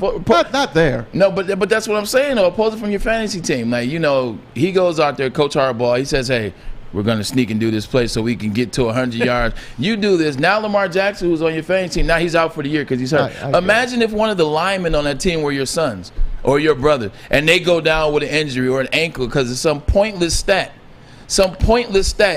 And it's 17 games now. So you got extra games to play. And the AFC is hot. You got extra teams to play. I feel as though I'm not mad at it from the sense I think it's disgusting or I think it's just gruesome. It's nothing like that. I just think it's stupid. What did John Harbaugh have to say about it? Here's his thoughts on Vic Fangio's overreaction. We didn't expect to get the ball back, but we decided that if we got the ball back, we were going to try to get the yards. And we got it back with 3 seconds left. So you're throwing the ball in the end zone with 10 seconds left. I don't know that there's a 16-point touchdown that's going to be possible right there. So, that didn't have anything to do with winning the game. So, like I said, what's meaningful to us might not be meaningful to them, and we're not going to concern ourselves with that. I think that's the greatest answer you could have. And I think Vic Fangio wasn't mad that they went for it. I think Vic Fangio wanted to end that streak, and he realized that he didn't. I think he's mad because... You think so? I think Vic Fangio was mad that they got it because you don't see him throwing down that headset initially. Play that video again, Alex. I think Ryan's Let's absolutely listen right. to it. You can listen to it, too. Look, he's saying, look, he's not freaking out right now. He'd be throwing the headset down right now. Yeah. He's throwing it down after they get +5. And Coach Fangio is like that. And Coach Fangio is about that. He knows what the other team has done coming into the games. He knows what he's trying to do. He knows what he's trying to accomplish. And so, I never thought about that, but you're 100% correct. The interesting thing about that, too, is the fact that they knew they were 97 yards, now you see why teams do those escalators in contracts. Now you see why in contracts everything is incentive-based because they count things like that. They know when a guy needs catches and yards or a quarterback needs catches and yards, and that's why they pull players. That's when they change players because they're always alert. They say, he needs 3 more catches? Yeah. Hey, pull Braylon for these next couple plays. That's how the NFL works. Go back to Barry Sanders, and I brought this up in the past. He had a chance to pass Christian Okoye to win the rushing championship. He had a whole quarter. Wouldn't go back in. And they said, hey, you want to go in? You just need 5 yards. Nah, I'm good. Different era, man. Yep. Different era, different players, different mindset. People care about different things. A lot of money's affected by all of these things now. You will live on in history, especially if you think about football now. It's not like you're rushing the ball for 100 yards every game anymore. I mean, Baltimore's got to be. I mean, it's kind of like a Cal Ripken streak where Cal Ripken has 2,800 consecutive games, and the next closest guy has 71. Yes. No, that's real. Who's doing this right now? No, that's 100% correct. I think the era is somewhat similar in terms of with Barry. I think Barry was just a different human being. Barry just didn't care about anything because guys were trying to get their incentives and things back then too. Barry's just different. But you're right, it is a different day and age, and guys don't rush for that all the time. Harbaugh knows that. But I just love the calmness in which he answered that question. I just love the relaxation and chill in his voice. It was like I've almost heard that before. Oh, that's Harbaugh, but that's relaxed and calm. And now they both sound similar with Harbaugh having success in that. Play to the end, Maz. Play to the end. He literally, he said after those comments, Harbaugh said, listen, Fangio's a friend of mine. We go way back. I'm just going to take that as that's a heat of the moment thing. I'm not even going to think about it anymore. That's what he said. So he's not at odds with this guy anymore. Plus, they're probably not going to play each other for a while again either unless they meet in the playoffs. Hey, guys, can we quickly go around the NFL next? I want to get your thoughts on the weekend and Monday. There was Monday night. Also, there's a baseball game tonight. A couple of them over the next couple of nights. The Yankees, and the Red Sox. Plus 1,500? Come on. Stop it. This is Ermani and Edwards. Woodward Sports Network, the bottom line. Fellas, football season is here. It's time to make your grooming experience easy like Sunday morning. Get to Lady Jane's Haircuts for Men. Walk in, relax, watch your favorite team play, and before you know it, your hair will be game ready. Get to Lady Jane's, open 10 to 8, 7 days a week. Walk in anytime. It's wicked awesome. You know why realtors love using Hall Financial as a lender? Because of our commitment to speed and service. We have nearly 4,000 5-star reviews already. Call today, 248-308-5000, or go to callhallfirst.com. Hey, everybody, let's talk about Levels in Centerline and how you can get 10% off anything there by just mentioning Woodward Sports. Whether you're in the store or on the app, make sure you mention Woodward Sports for your 10% off. Everything from T Grizzlies gas to D-Max special strain and edibles, all on sale now. Download the Enjoy Levels app today and start saving. Make sure you tell them Woodward Sports sent you. All right. Big weekend of NFL football. Big game last night as well. That was a heck of a game. We touched on it. Let's start there if we could. We touched on it in the first segment. Watching Justin Herbert makes me sick. It makes me literally vomit because I think this kid is going to be among the elites in the game for the next 10 years, and you had a chance. And anytime you have a chance, was it a realistic opportunity for you to draft Justin Herbert a couple of years ago?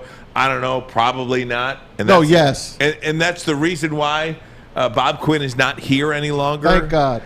But that's how you get bad, stay bad for 60 years. When you have management... managers. When you have managers that make poor decisions like this, that's how you stay bad quickly. Because even though Brad Holmes isn't responsible for passing on Justin Herbert, he's still dealing with the effects of it. He's dealing with the ramifications of it. Yeah, and then you know what? 3 or 4 years from now, when the Lions go 2-15, 4-13, 7-8, or whatever, 7-10, and maybe 9-8, and it's still not Throw good enough. Throw a couple of ties in there. And they get fired. This regime gets fired, and then you try again. Well, it's just a cycle that continues. Herbert's really good. He's going to be a top 6 quarterback in the NFL for a decade. Yeah, he's in top 5 right now. There's always ways to get things done. There are always deals. There are always draft picks. There are always players. There are always promises down the line. There's always a way to get to something and what you want. And what you wanted, 2 years ago, you wanted this guy right here. I mean, just look at Justin Herbert. The thing that makes you sick about him is it's so freaking easy. Like, he drops back, he relaxes, and the Chargers have surrounded him with players to get it done. Like, not only is he a game manager, he's a stud with studs. Like, Cook is a stud. Still, you talking about being able to catch the ball wherever the ball is placed. Now, he may not be the best route runner. He may not be the fastest. He may not be an Antonio Gates reincarnated individual. But that joker has hands, and he's always where he needs to. Austin Eckler. They arguably have one of the best duos in the NFL at receiver. Mm-hmm. Mike Williams is having one of the best seasons he's had, and then Keenan Allen is one of my favorite wide receivers because I think arguably he's the best route runner of any wide receiver in the NFL. And then you heard man say Austin Eckler. Oh my God! The most powerful guy in the NFL. Pound for pound. You ever see him is with his shirt off? Is this man's nickname? Did you see the video of him doing one-arm pull-ups? One-arm pull-ups like this. You know how hard that is? He did 4 of them. Pound for pound is his nickname, and he is pound for pound the strongest back in the NFL, and you see it. He breaks tackles. He's elusive. He can catch out of the backfield. He had a rushing touchdown yesterday. He had a receiving touchdown yesterday. Like, this team is really good. Maz and I both. I think all 3 of us picked the Chargers, and the Raiders are no slouch. No. Their defensive line with Phylon and oh my God, there was even a Cleveland Farrell sighting yesterday. Get out of here. There was even a Cleveland Farrell sighting yesterday. So this was a really good game, and Raiders had a chance. They didn't get it done, and the Chargers closed the door. But man, I think the NFL is in really good hands as it relates to the young talent that they have a quarterback around the league. The NFL is going to be in really good hands for a long time. I think the AFC West now has taken over best division in football over the NFC West, they're 1-2. But to get the Chargers, the Chiefs, and Broncos. And the Broncos. Forget the Broncos. The Raiders. And the Raiders. The Raiders are good. They are. Broncos are 3-1 though. I know, but the Cardinals they're the worst of the bunch. Football. Right. Cardinals are really good. San Francisco pretty darn good. The Seahawks, okay, they're solid. The Rams. And then you got the Rams. I told AFC West has taken over, if you're asking me, power conference. Was there any clarification last night? Did we get any clarification from the NFL on why that game was delayed by lightning? It's an indoor stadium. Well, it's not completely indoor. There's like a cover over it. It's like that roof is like a tent. Correct. Yeah. That's what it is, and it's 5 $5 billion don't get you what it used to get you. So that's get you the walls. It just don't get you. You got to have a half an hour delay. You have a half an hour delay. Here's some fun stuff that Maz and I talked about off air. Can we talk about how the game was played at SoFi Stadium, which SoFi Stadium is the Chargers as well as the Rams Stadium? Can we talk about how that was a home game for the Las Vegas Raiders? The Raiders fans were way louder than the Chargers fans. What it is about the Raiders fans, like, they travel better than anywhere. They're the number one branded team right now in the NFL in terms of jersey sales, in terms of ticket sales. Even over the Cowboys? Over the Cowboys in terms of jersey sales, ticket sales, and on the road sales. They're the number one team in football. What is it? They changed more times than I don't know Do you what, know why but that they is? never lose their fan base. Do you know why that is? Yes, it's because the Raiders fans feel synonymous to the Raiders because they're the outcast. The Raiders, like the Raiders organization and the outcast of it, they're like, oh, we're outcasts. You always want to be what you are. People have cast you aside. You know what? We're going to stick with them. It's the black hole. I think that's what it is. Their fans are nuts, and I love it. I got an easy answer for you as to why there's more Raiders fans than anybody else. Because the team used to be in Los Angeles and in Oakland. They got 3 homes. Yeah. I mean, what NFL team do you know that has 3 homes? Los Angeles, Oakland, and Las Vegas. I mean, they draw from everywhere. Vegas has got to be like the number one destination in the entire league. Can we go there? Yeah. I mean, even if you don't like the Raiders and you're traveling to Vegas, what do you want to do? I want to go to a Raiders game. You heard how happy Tom Thayer was. We talked to him last week talking about the Chicago Bears are going out there. He was excited. He said, then we got to go out to SoFi.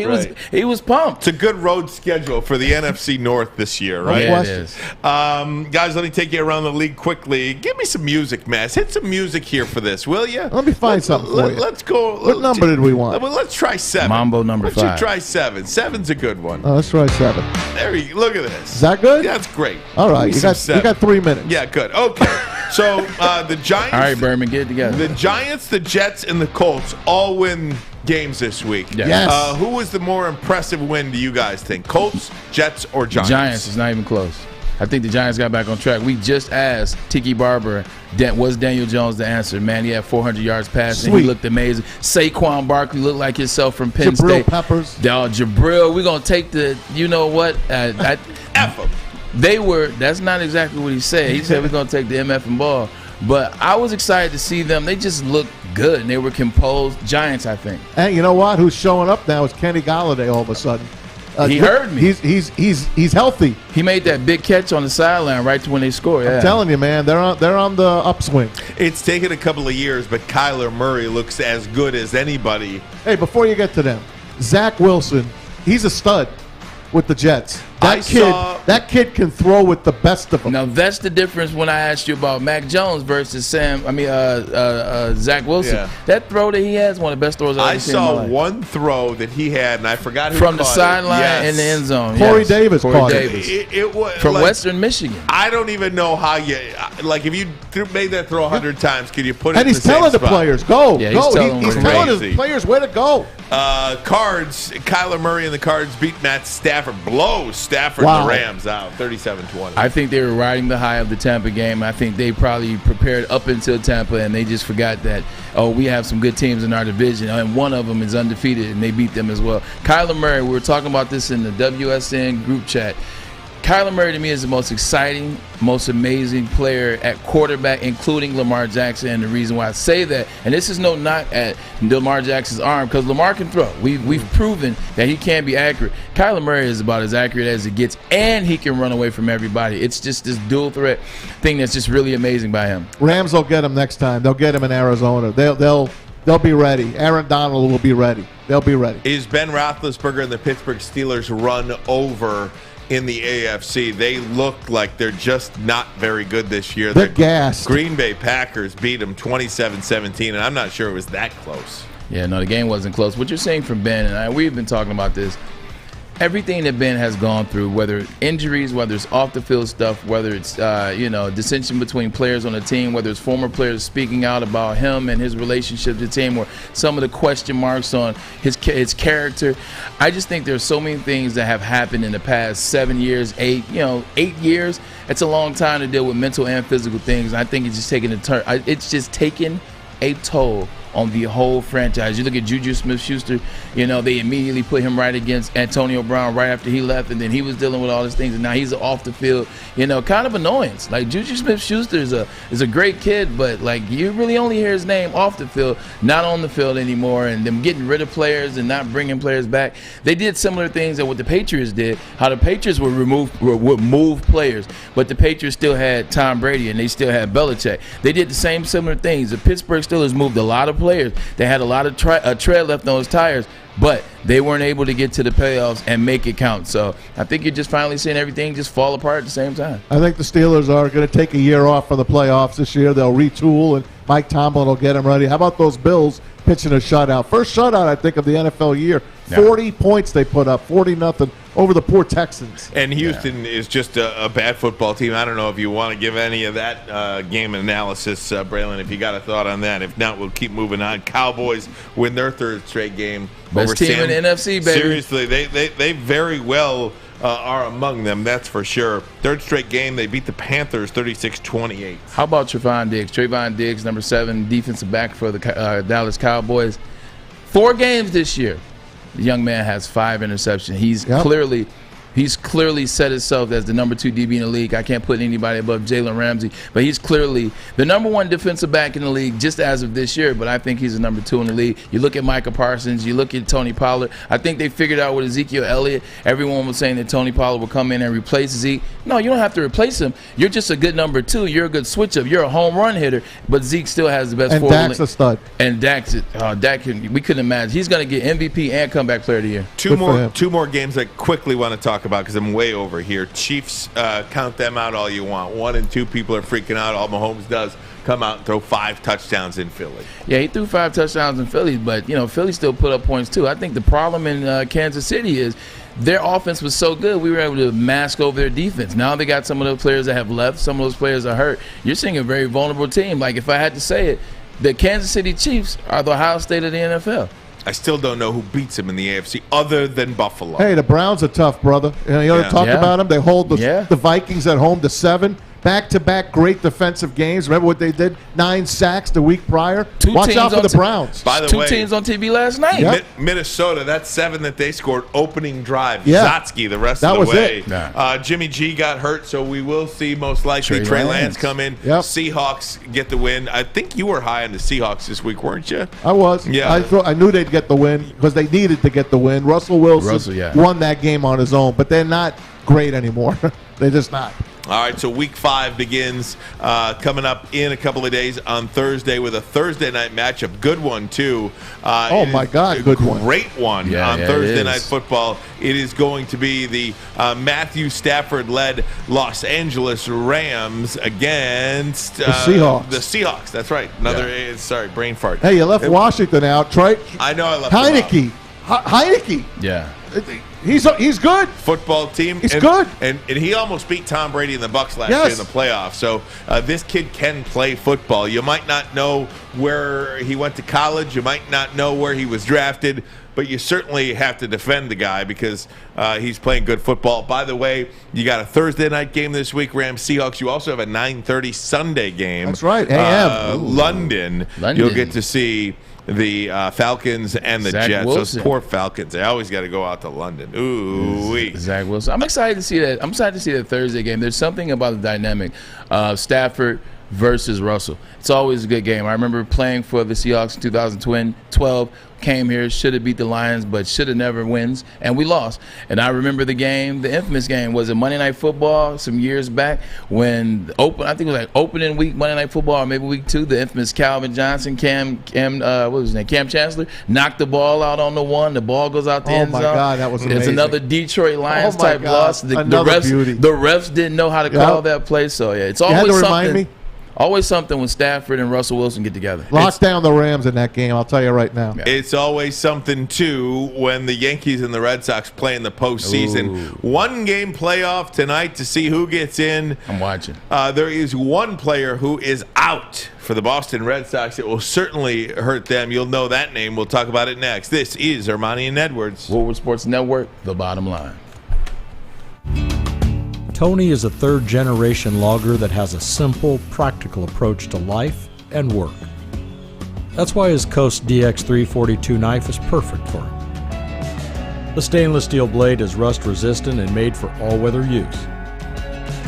And the double roll lock safety ensures that it will never inadvertently close when he doesn't want it to. That's why Coast is trusted tough. Everybody, it's Maz for Underdog Fantasy. The NFL season's underway, but you can still draft a new fantasy team, and you can do it every week on Underdog Fantasy. Win cash prizes as well through their slick mobile app and user-friendly app and their site. You could join a league, draft a team in minutes. Plus, the folks at Underdog are going to start you off with $10 when you sign up and make your first deposit with the promo code WSN. So visit UnderdogFantasy.com, UnderdogFantasy.com. Go to the App Store or the Google Play Store as well. Sign up with the code WSN. Put $10 in. They'll give you free $10 right back to you. That's Underdog Fantasy, promo code WSN. Also, guys, want to let you know about Lady Jane's Haircuts for Men. We like simple, and especially when you get your haircut, you want to be treated like a king. You want to feel like a king. You want to want an experience. Absolutely, Braylon. And you want to feel just uncomplicated and easy. All you got to do, you walk into Lady Jane's. You walk in, you sign in, you sit down, and before you know it, you look handsome and clean and relaxed. I'm telling you, it is a great place to be. I do it at least once a week here. Yeah. I get a nice trim because it makes me feel good. Lady Jane's open 7 days a week, open 10 to 8. So walk in anytime. It's wicked awesome. Wicked awesome. Hey, want to let you know as well, we'll be at O'Toole's this week for the Lions pregame show. Lions and Vikings pregame show with Jose Cuervo. We'll be down there. Maz, Jade, our friends from 101 WRIF, Kennedy, and more will host the Lions pregame show on Woodward Sports and 101 WRIF. After the game, head on down to the Brass Rail at the corner of on Adams and Woodward in downtown Detroit. They're going to start live streaming at the 2-minute warning as they do each and every game for the Lions post-game. Stick, Anson, they'll be out there. The 2-minute warning at the Brass Rail. Go see those guys. It is always a treat. Yes, it is. Yes, okay, Maz, here you go. Layup for you. The Yankees and Red Sox tonight in the postseason. It'll be Garrett Cole going up against Nathan Eovaldi. 1-game playoff at Fenway. No J.D. Martinez tonight. He sprained his ankle the other day running out to the outfield after the inning was over. He tripped over second base. How do you do it? Twisted. How do you not? Twisted his ankle, so he is deactivated for tonight. You won't see him. Garrett Cole's got to go 7 strong here. They paid him all this money. He's got to be Andy Pettitte for this Yankee team. But how about this? The season series, Boston 10, Yankees 9. And the runs separated by 1 run. The Red Sox have outscored the Yankees by 1 run in this game. I mean, the Yankees owned the second half. The Red Sox owned the first half. This one is up for grabs. The winner gets the Tampa Bay Rays. The Rays wait in the ALDS. That's not a prize I want to win. Can I get a 3-game series though? Even just a best of 3. It will. It'll happen. I just want a best of 3. I feel like these 1 game. You play 162 games. You can have an off game. It's over. Exactly. Can you just give me a best of 3 at least? You're going to get NFL playoffs though. NFL playoffs have been that way forever. It's 1 game. But it's the rules. The rules are the same rules throughout the playoffs. You know, I mean, you got this one game. You got this 1 game wild card. Then you used to have a best of 5. Then you had a best of 7. Yeah. You know, in the NFL, it's you win and you move on. It's just not how it is in baseball. Yeah, they're going to add playoffs. It's coming. Hopefully, they'll take a couple of games off the 162-game schedule and add another round of playoffs. So the winner of the Yankees-Red Sox gets Tampa. The other ALDS, White Sox and Astros. That one is a hell of a series. Then tomorrow, National League wild card, 1 game. Cardinals, who won 17 straight, then they lost, then they won again, play the Dodgers. The winner of that game gets the top seed San Francisco Giants, who won 107 games. I hate that. I hate this. All those wins just for 1 game. It's tough. You got the 2 best teams in the National League facing each other in the divisional round. If they could beat the Cardinals. Get by the Cardinals. Now, here's a bet for you guys out there. The Cardinals are the worst odds in baseball. You could buy them now at plus 2,500. That means put $1 down and you win $25. Put 100 down and you win 2,500 if they could run the table. We've talked about teams that are hot going into the playoffs. They're the hottest team going into the playoffs. They have one game with the Dodgers, who have the most money spent on their salary, and the Cardinals can knock them off tomorrow, one game, and send them home. Scherzer throwing for them? You know it. Yeah. He hasn't lost yet. Scherzer was at the game last night. He was. Scherzer was at with the game his last agent. night. Yeah, you saw that? Scherzer was at the game. Who's that big-time agent again? Scott Boras. Yeah. He was sitting there next to him. So the Dodgers-Cardinals game, the winner gets the Giants. The other one is Braves and Brewers. That's your other NLDS. Maz, what your gut tell you tonight? I got Yankees tonight. I think they win easy tonight. There you go. Easy. Oh, come on, man. I'm Giancarlo Stanton guy, man. I'm Oh, going man, Yanks, that's baby. it. That's it. And Matty V on the call with A-Rod on ESPN. That's going to be good. How do you not? How do you not? All right, guys. Bottom line, videos of the day, and you got to see this one. I teased it yesterday. I couldn't take my eyes off it. It involves an alligator. We'll do it next. Ermani and Edwards. Woodward Sports Network, the bottom line.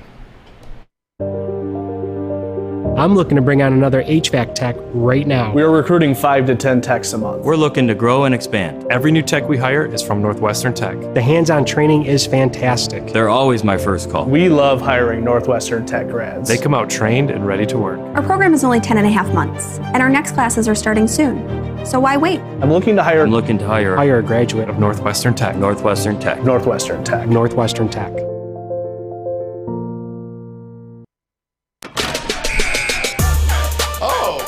This is Armani and Edwards, and we're back from commercial. You can always tell when we get to that 350 mark. Well, I thought you had a read.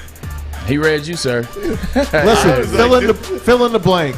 G blank blank blank blank D. Gas, hey man, baby. Look, Gassed. So what time did you get up today? For the other job, so I'm in the midst of the old 2:30 wake up. Yeah. For the other job. For next week and a half or so. Yeah, for the next two. So this week and next week, I'm the early guy.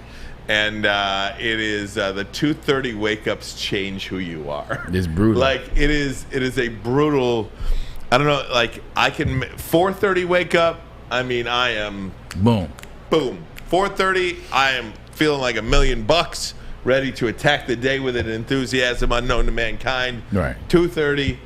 Gas. Let's show Ryan's bed again. Alex, you got Ryan's bed. Yeah, but his little comfy bed in the back of his that 2:30 when it's still dark outside. Man. It's something about it still being dark outside. Like at 4:30, yeah, it's dark when you get up, but by the time you leave the house, you know what I'm saying, the sun's coming up kind of sort of. At 2:30 when it's still dark as all hell. I got a little nap in the car on the way over here. There's my bed in the car that I put in. Yes. So I pulled those blankets. I had those blankets out in my basement. My shoes would be hanging over the tailpipe. Yeah. I had those blankets in my basement. I was like, oh, this is perfect. I'll put them in my car. So you even got the pillow, the couch pillow. Oh, yeah. It's a couch pillow. No, that's a regular bed pillow in there. Yeah. That I brought with me. That's a Grosse Point bed pillow.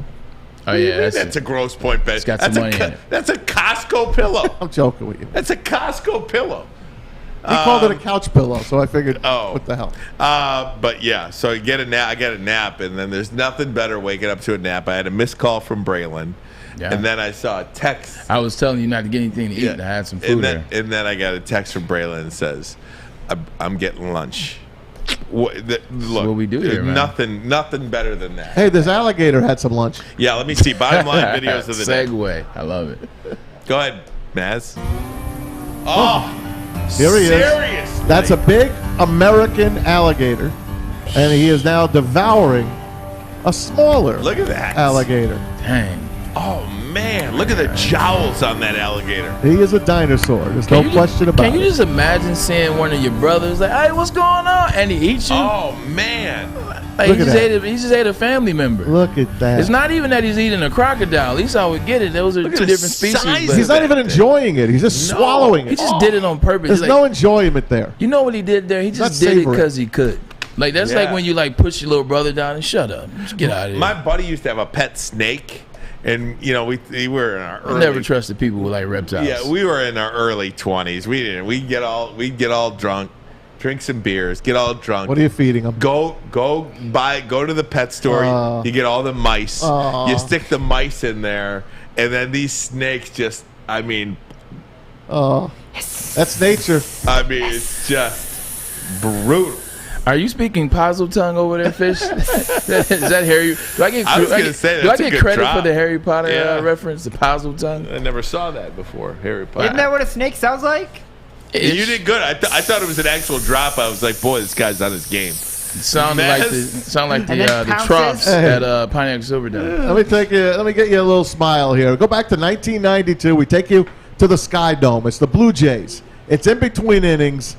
And Joe Carter, who, of course, won a World Series for the Jays back in the day, tricks his teammate, Derek Bell. They drive Derek Bell's truck onto the field for a giveaway to the fans. Check this out.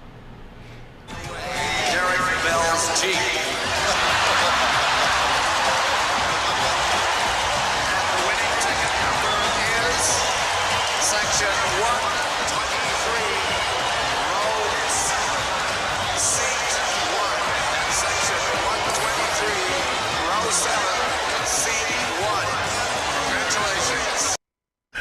How sweet is that? Derek Bell was a heck of a player. I got so many questions though. One, why was it green?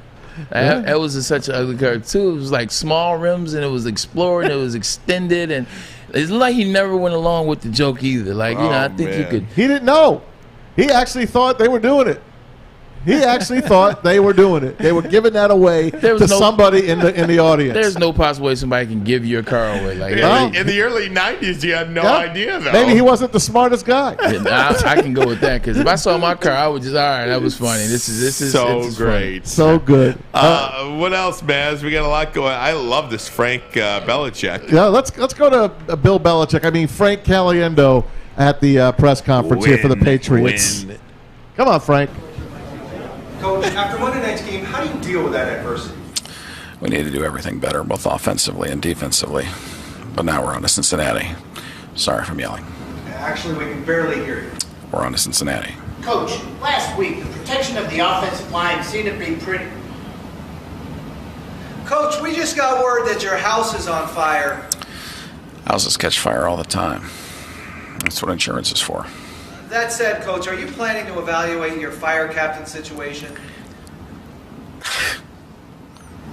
Coach, when it comes to your defense, you got We're on to Cincinnati. Yeah, we're on to Cincinnati. We're on to Cincinnati. Oh, man, how good is he? We're on to Cincinnati. I saw one the other day of him being Bill Parcells. Then he switched off to, I forgot who he switched off to. I think Belichick. He did. I got to get that one for you. It's amazing.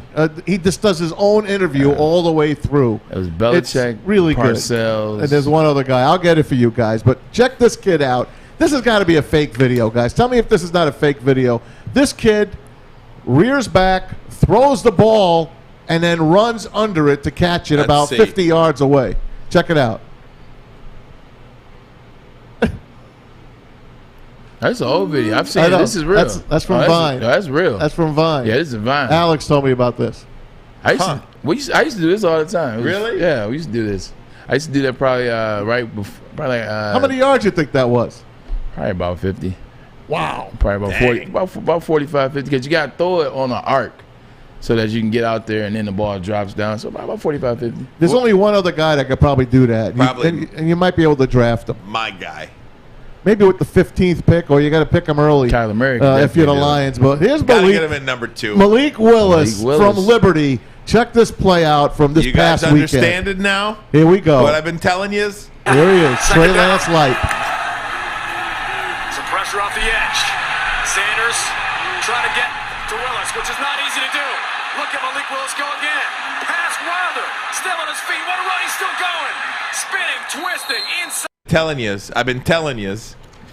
He looks all right.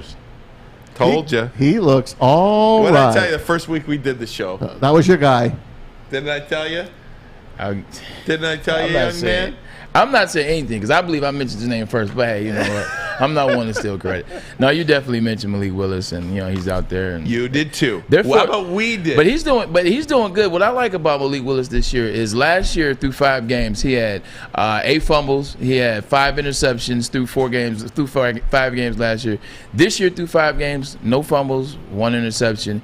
He's 1,100 yards. He's 11 touchdowns, 0 interceptions. Yeah. He's improving, and that's what you want to see out of a first-round draft pick at quarterback. You want to see that improvement, and he's made major improvement every week. Yeah. Have you guys checked on Urban Meyer's status yet? I think he's still. I actually am doing that. I think right he is now. still the head coach of the Jacksonville Jaguars. But Braylon, you're thinking maybe in another hour or so he's done? I think maybe another hour. And it's funny. You brought up Darrell Bevell. Darrell Bevell was there when I was in Seattle. He was offensive coordinator. He was also here with the Detroit Lions. He became the interim coach for the Patricia era, if I'm not mistaken. A lot of people liked him to be the next coach here. He had his people. I just think at the end of the day, you got to go with businessman with money man. I give you an example. Chad's our guy. Chad's the money man. Chad's our guy. Chad, this is his thing. If one of us did something that just was on the level and on the line of, we had done something like that before, or we had made mistakes before, just continuously making mistakes, and then we embarrassed, the team that soon, I think Chad would have to cut his losses. I think he would, I have to cut my losses, and I think that's what you're saying down there in Jacksonville. They just got to cut their losses. One other thing, Michael Silver put out that one player, here's a quote, one player told me, quote, he has 0 credibility in the stadium. He had very little to begin with. Guys got to go. Braylon, great effort out of you today. Thanks for lunch again. Not a Maz, problem. hell of a show out of you, my friend. Thank you, my man. Alex, Fish, you guys are great. Braylon, bring us home. Hey, man, this is what we do. This is the bottom line with Armani and Edwards. Hey, every day, 2 to 4, you better come check us out, because if you don't, we'll come find you. Tell a friend about us, too. We'll come find you. See you tomorrow. See you tomorrow. Dan Orlovsky tomorrow. And we'll see you tomorrow afternoon. Boom. Tomorrow. 3rd and 5 with 39 seconds in the half. Looking for Edwards. Has him at the 5, and Edwards takes a couple of Patriots in with him. Touchdown, New York. He carried Merriweather and McCourty all the way to the end zone. Well, like the Patriots, we keep talking about matchups. That's what you want to do. That time, Mark Sanchez comes up to the line of scrimmage. He has Merriweather to the outside. And look at the space this time compared to what you're used to seeing. I'm sorry, it's Devin McCourty. Merriweather comes from the inside.